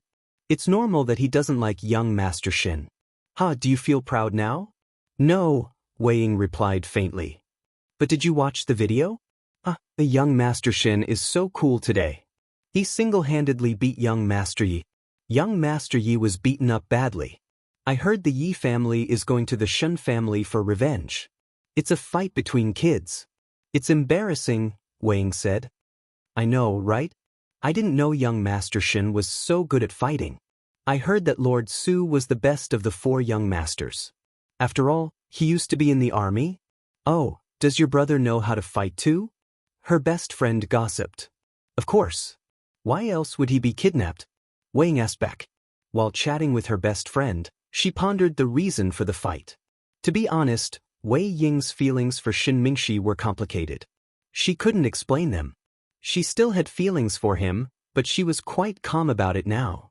Even if he said that he had completely forgotten about her, he still felt strange every time they met. Wei Ying and Shin Mingshi's relationship wasn't as mysterious as it was described in novels. Couples who had been married for 3 years without consummating their marriage didn't exist in this world. Before the two of them divorced, their married life was quite normal. Shin Mingshi was a normal man and Wei Ying was a stunning beauty. After all, he was a man who had intimate contact with her. At that time, many people said that if Wei Ying had a child, things would be different.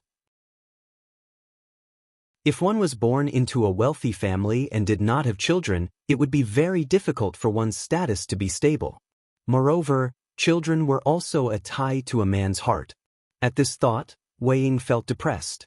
She even wondered if she was infertile. A quiet night. After a busy day of work, Suyu was not in a hurry to go home. Instead, he went straight to the military hospital.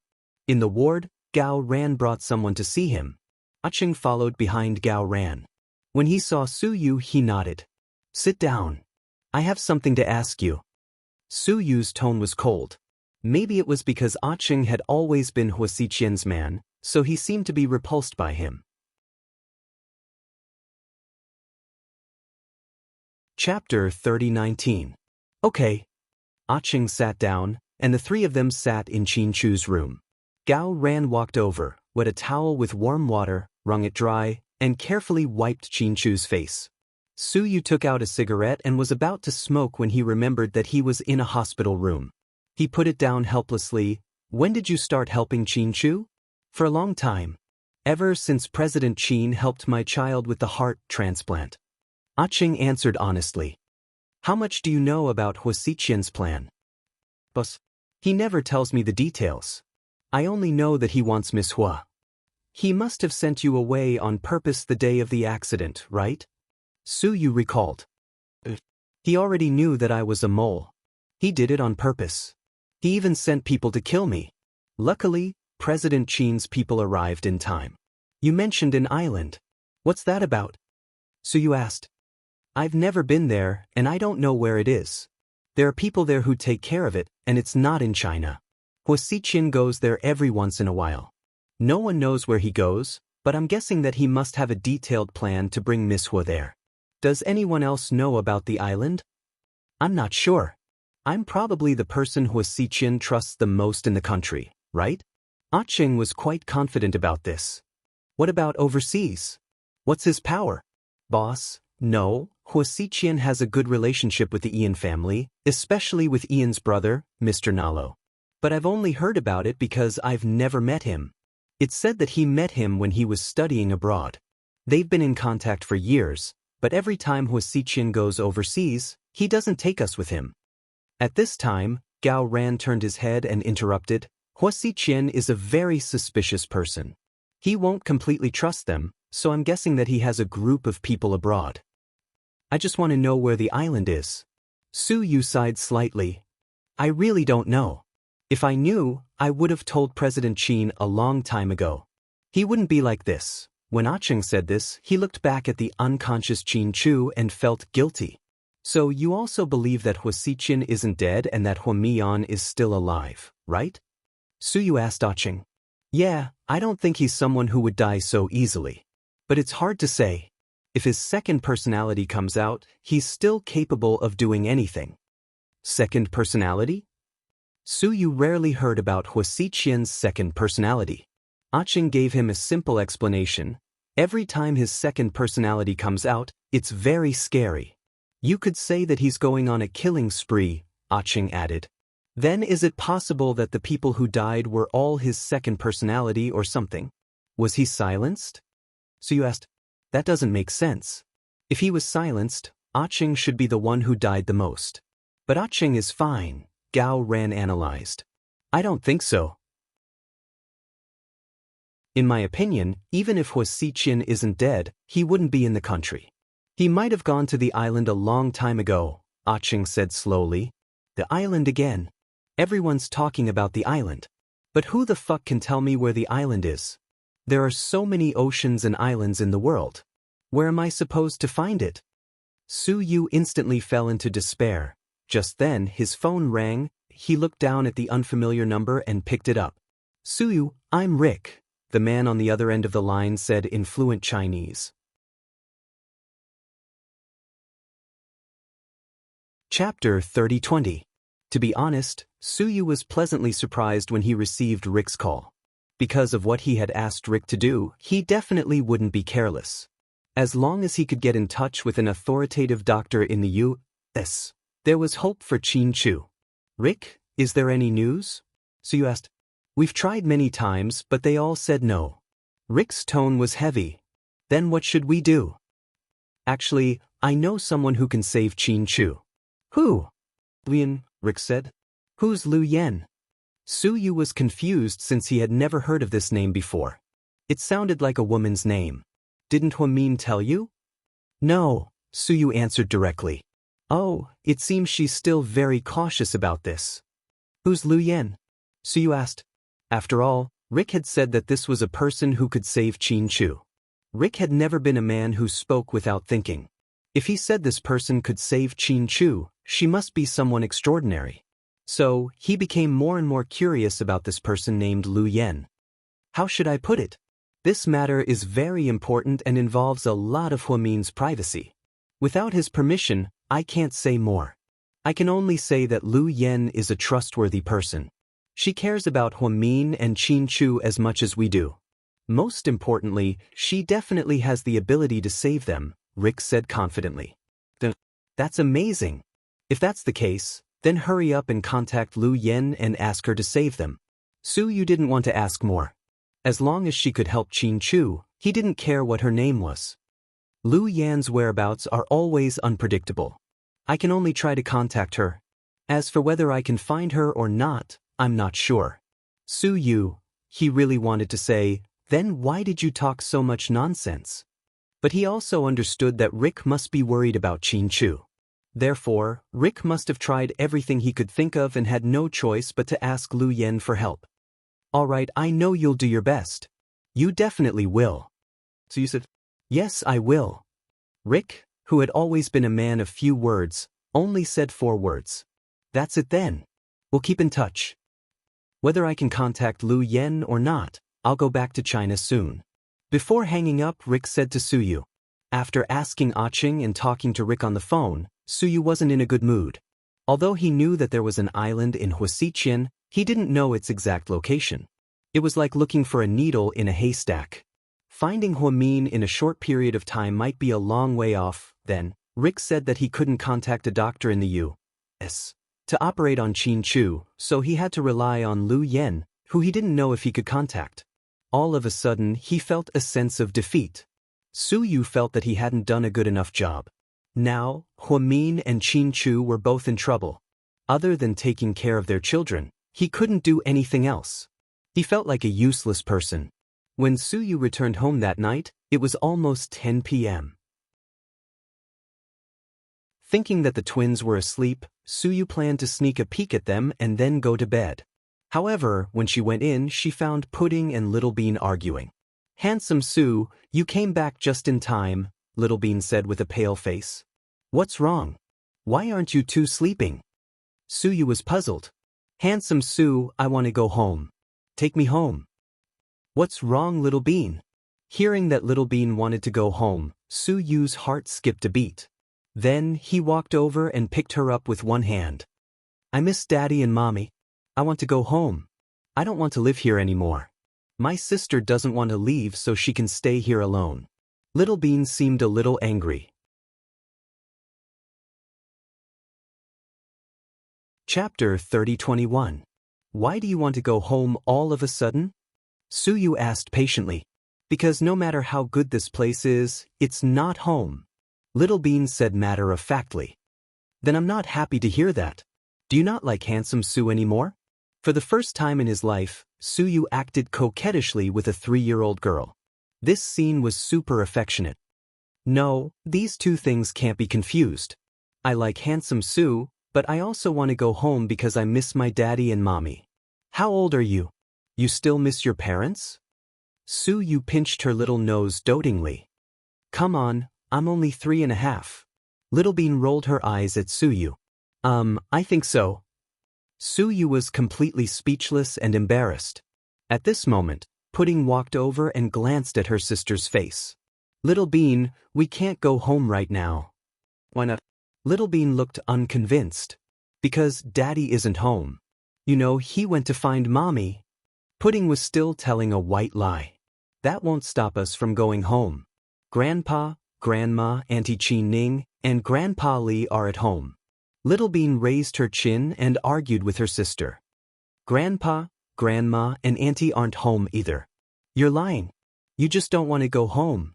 Are you having too much fun here?" Little Bean looked at her sister angrily. "Your little eyes are so silly and adorable.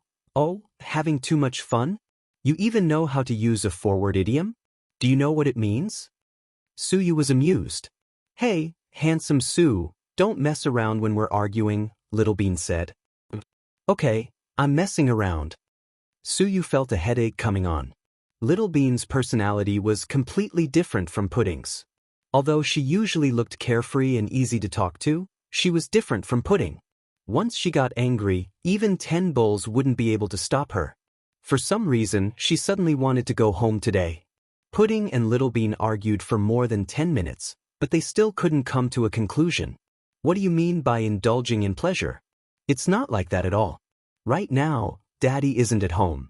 He went out to look for Mommy, and Grandpa and Grandma aren't at home either. Our house is no longer safe.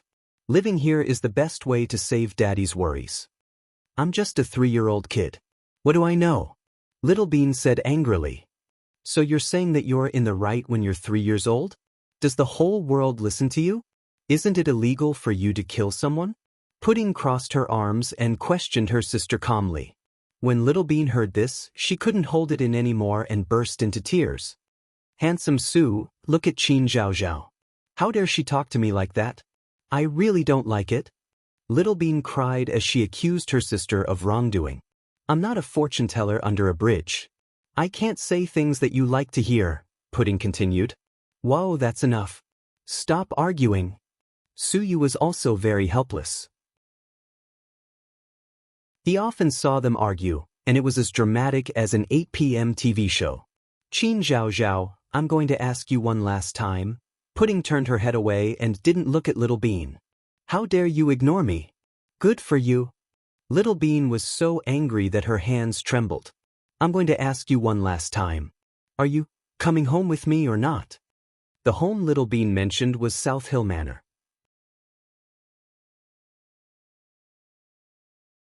Chapter 30:22. No. Pudding's answer was firm. Then, she added, if you want to go back, you can go back yourself. Hey, can you two not fight like this?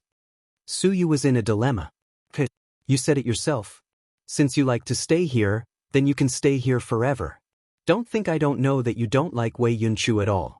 You just want to stay and be Handsome Su's wife. Qin Zhao Zhao, you're so scheming. As your sister, I look down on you. Pudding. Then, without waiting for Pudding to speak, Pudding picked up the small bag she had packed and walked out. Suyu was completely dumbfounded. Qin Mumu, what are you talking about? Is your brain made of glue? Pudding was speechless. Seeing Pudding open the door and walk downstairs, Suyu quickly rushed out. Pudding was so angry that she sat alone in the room and didn't care about her. She didn't tell Pudding the truth because she knew that Pudding's mental fortitude was not as strong as hers. Pudding knew that she was the older sister, so even if she was sad, she had to force a smile. But today, Pudding acted like she had taken the wrong medicine and wanted to go home for some reason. Moreover, the way she acted when she was being unreasonable was also quite annoying. Pudding was a child herself. No matter how mature she was still a child. So, the two sisters started arguing at first. When Pudding saw that she wouldn't listen to her kind words, she simply didn't want to talk anymore. But unexpectedly, Pudding started to pack her clothes even more outrageously. It seemed that she had made up her mind to move out. Suyu chased downstairs and stopped Pudding in the hall downstairs. Lady Su was old and went to bed early. She also thought that the two sisters were already asleep at this time of the night. In the empty hall, only Suyu and Pudding were left.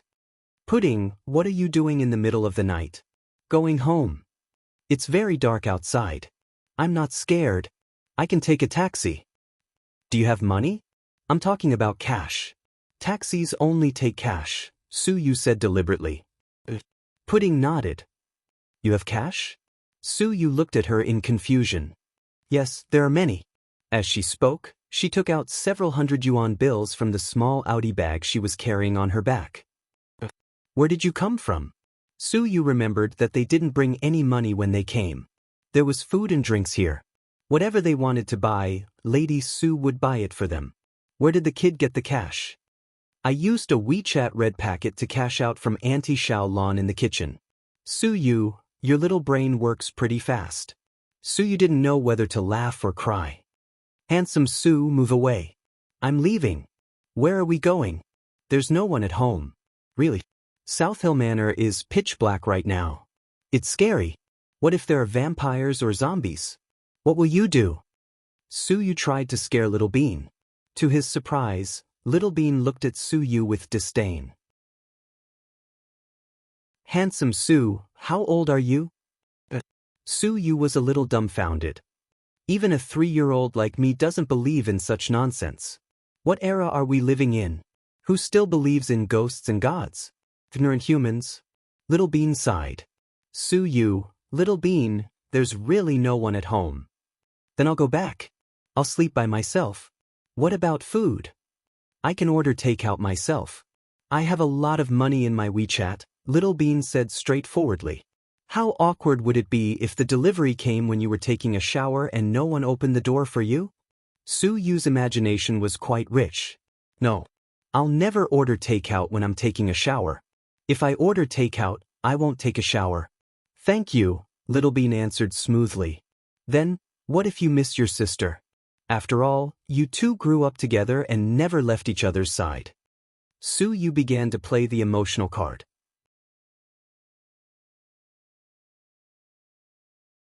Chapter 30:23. Miss her? Are you kidding me? She's the last person I want to see right now, Little Bean said angrily. Her face was still angry at the mention of her sister. It seemed that Pudding really pissed her off this time. Your sisters. You can talk it out. I talked to her nicely, but look at how arrogant she is. Oh my God, it's like I can't survive without her. Ha! I know that's not true. Our little bean is the best. Su Yu began to coax her. Handsome Su, I'm telling you. I know you're smart. Don't try to trick me. I won't fall for it. Anyway, I'm going home now. No, no, no. Let Uncle Su finish first. If you have something to say, send me a WeChat message. Bye. Then Little Bean turned to leave. Su Yu decided to use force. He picked Little Bean up and carried her upstairs. But before he could do anything, he heard Pudding say, Little Bean, Daddy and Mommy are in trouble. Can you stop fooling around? What did you say?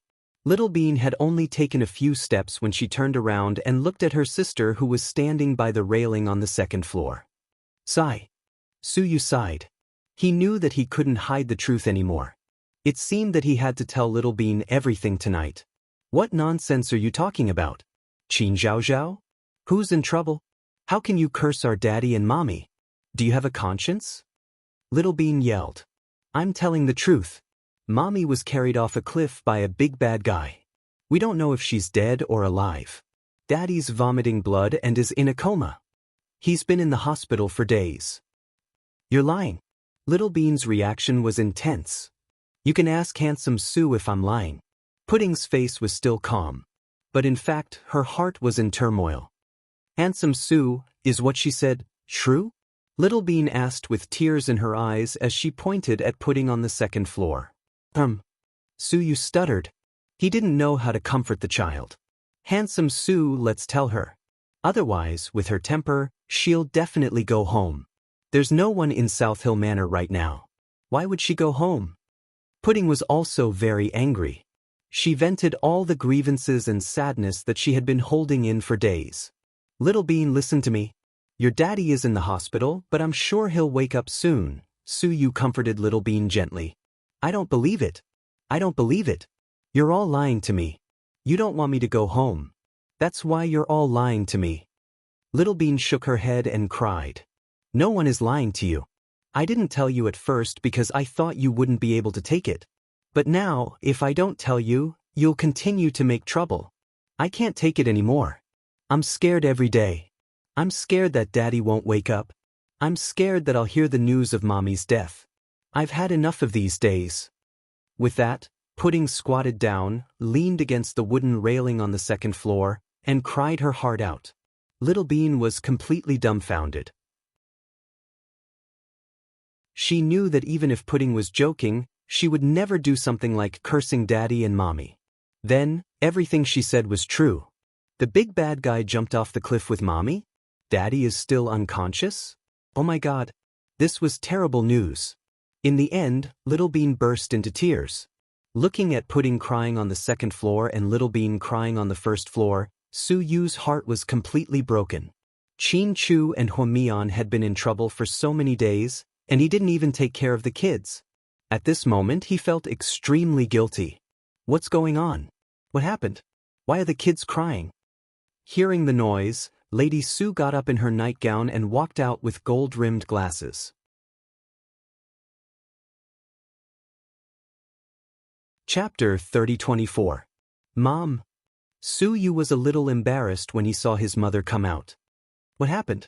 Lady Su picked up Pudding, who was very close to her on the second floor, and held her in her arms. Then she used her sleeve to wipe the child's tears. Actually, Su Yu was hesitating about how to hide it. After all, his mother wasn't stupid, and he might be exposed. Grandma Su, Little Bean misses home and wants to go back. I don't want to go back, so we had an argument and ended up crying, Pudding said. Obviously, she didn't want Lady Su to know about her daddy and mommy. Su Yu picked up Little Bean and nodded. Yes. That's what happened. Oh, I thought it was something serious. Is it necessary? But to be honest, Mian, where did she go with Qin Chu? She went crazy and left the children. They've been here for a few days. Lady Su was puzzled. Hearing Lady Su's words, Little Bean was even sadder and cried even louder. Look at you. Why are you saying this? Our family, can we not feed them? Su Yu said half-jokingly. Nonsense. Why would I care about food? I'm willing to live with them for the rest of my life. I just thought that since the children are still young, it's natural for them to look for their mother. After giving birth, this is the first time Mion has been separated from them for so long. It's normal for the children to miss her. Well, if she's done with work, how can she not come to pick up the children? Don't you know how Mion treats the children? Suyu tried to find an excuse. You're right. Mion has never been able to leave the children. This time, she must have something important to do. Little Bean, don't cry. Grandma Su will wake up early tomorrow morning and make you delicious tiramisu, okay? I don't want to eat, Grandma Su, Little Bean said as she cried. Oh, you're crying so pitifully. My heart is going to break. Lady Su carefully walked downstairs with Pudding in her arms. She came to Suyu and looked at Pudding. Good girl, Little Bean. Don't cry. Granny Su will make you anything you want to eat. I don't want to eat anything. Grandma Su, I want to find my mom. Little Bean cried sadly. I'll call your mom later and ask her to come back quickly. Lady Su, who didn't know the truth, said. Pudding gave Little Bean a look, telling her not to let Grandma Su know. When Little Bean saw this, she lowered her head and cried. She didn't dare to say anything about what happened to her parents. After coaxing them for a while, the twins finally reconciled and went upstairs to sleep. After watching them lie down, Lady Su glanced at Suyu. What happened? It's nothing. Didn't I just tell you? I'm old, but I'm not stupid. Pudding lied to me. Why are you lying to me too? Suyu was speechless again. I know a little about Mion. If it wasn't for the accident, she wouldn't have not come to see the children for so long. She didn't even call. I've been watching the children's phones for the past few days. They haven't called their parents, video called them, or even sent them WeChat messages. Mom, it seems like you're quite attentive. Suyu was speechless. Nonsense.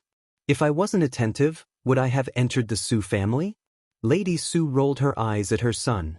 Seeing that he couldn't hide it anymore, Suyu had no choice but to tell his mother the situation. Lady Su was shocked when she heard it. Then, she took a tissue and began to wipe her tears. Mion is such a good person. Why is her road so bumpy? She's not even 30 years old. Lady Su cried. Mom, Mion isn't dead yet. Don't say that. Suyu was a little annoyed. Son, it's not that I don't know how to speak. Do you think Mion will be able to come back safely this time?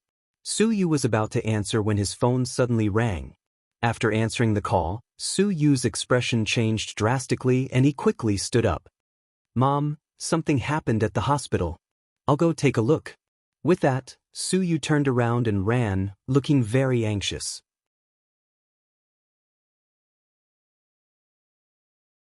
Chapter 30-25. On his way to the hospital, Suyu almost ran like crazy. When he received the call and heard that it was about Qin Chu, he was scared out of his wits. After all, a stranger had just sneaked in and drugged the bodyguards. Not long after Suyu left, Pudding put Little Bean to sleep and was about to go to the washroom when she saw a call from an unknown number. Hello. Pudding, it's Auntie.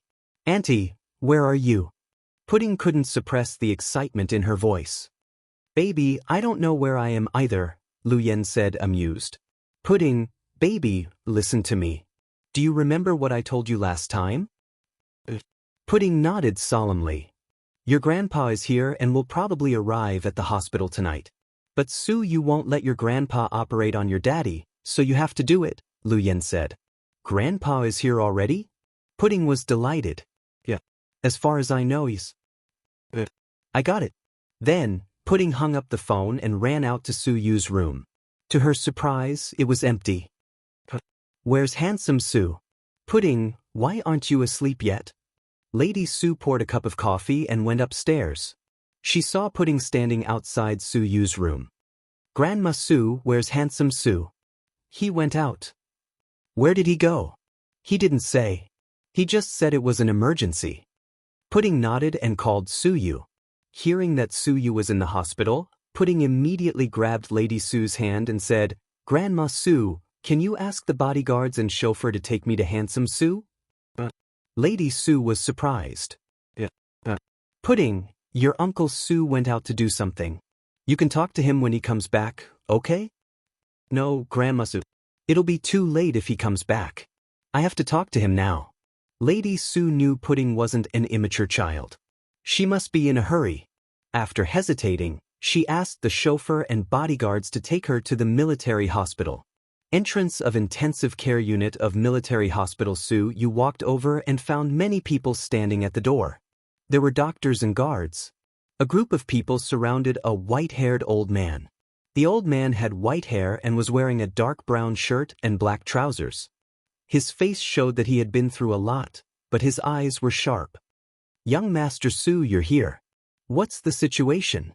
Hearing that someone was about to break into Chinchu's ward, Su Yu immediately rushed over. This old man wants to go in, but when we ask him who he is, he won't tell us. His identity is very suspicious. The guard said. For you. Su Yu looked at the old man in an unfriendly manner. Kid, you're Su Yu? The old man looked at Su Yu with a smile. How do you know my name? He's Commander Su's grandson. Who doesn't know him? The old man continued to laugh. You know Chinchu? Since the old man wanted to break in, he must know Chinchu. Could he be a relative of the Qin family? But that couldn't be right. The Qin family didn't know about Chinchu's accident. The news was tightly sealed. How did this strange old man know? This made Su Yu even more cautious. Not only do I know him, but I came back this time to save his life. The old man said. How do you know about his accident? Su Yu was full of hostility. He suddenly thought that the old man might be one of Hua Xiqian's men and wanted to get rid of him. Don't worry about that. I just know. The professor's identity was special, so he couldn't say it publicly. You don't know who you are and you're sneaking around. It's very suspicious. Guards, arrest this old man, Su Yu ordered sternly.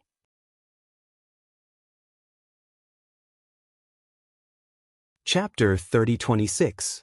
You little brat, how dare you touch me? The professor was furious. In the entire world, not many people dared to arrest him. Even the FBI had to respectfully address him as professor when they saw him. However, as soon as he came back to China, Su Yu ordered him to be arrested. I don't care who you are. You're up to no good. Arrest him, Su Yu urged. The guards around him immediately swarmed forward and reached out to grab the professor. Just then, a childish voice shouted from the hallway, Stop. Pudding, why are you here? Su Yu turned around and saw Pudding. He frowned slightly. The moment the old man saw the child, his eyes filled with love. Handsome Su, you can't arrest him. Pudding walked over and said word by word. But, you know this old man? Su Yu looked at Pudding in confusion. Pudding nodded. Who is he? Pudding? Su Yu was curious. If Pudding knew him, he should be someone important. But why hadn't he seen him before? He is, Pudding. The old man reminded her. He thought Pudding was going to reveal his identity. It doesn't matter who he is. What matters is that he can save my dad's life. Pudding remembered Lu Yan's words and didn't want to reveal the professor's identity. Pudding, are you sure? This old man? He can save your dad's life? Su Yu was even more confused. Pudding, are you sure you're not joking with me? Did you know? No doctor in China can cure your daddy's illness. Even in the States, your Uncle Rick told me that he asked many of your daddy's college classmates and mentors, but they all said they couldn't do it. Now you're telling me that this old man can be cured? Su Yu looked doubtful. They can't save him because they're stupid and have limited abilities. The old man seemed to be very proud. Old man, bragging is free, right? Su Yu glared at the old man. Handsome Su, don't say anything. I trust him. I want him to operate on my dad. No, what are you doing? Su Yu frowned slightly. It was the first time he had scolded Pudding. I'm not fooling around. I'm serious about every word I say. Pudding, were you hypnotized? You're speaking up for an outsider and an old man you don't even know. Even if he's in a critical condition, we can't just turn to any doctor. Do you know how dangerous your father's situation is? If you're not careful, your life might be in danger. Su Yu was a little angry at Pudding.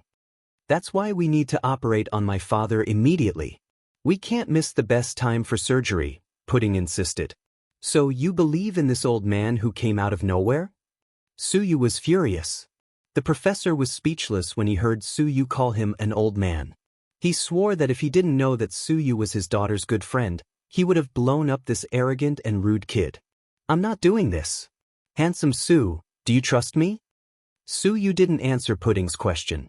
Handsome Su, even if I'm a child, I know what's right and what's wrong. This is my dad's life. I'm not that reckless. My grandpa. Pudding almost blurted out the word, grandpa. She quickly changed her words and said, this old man is very powerful.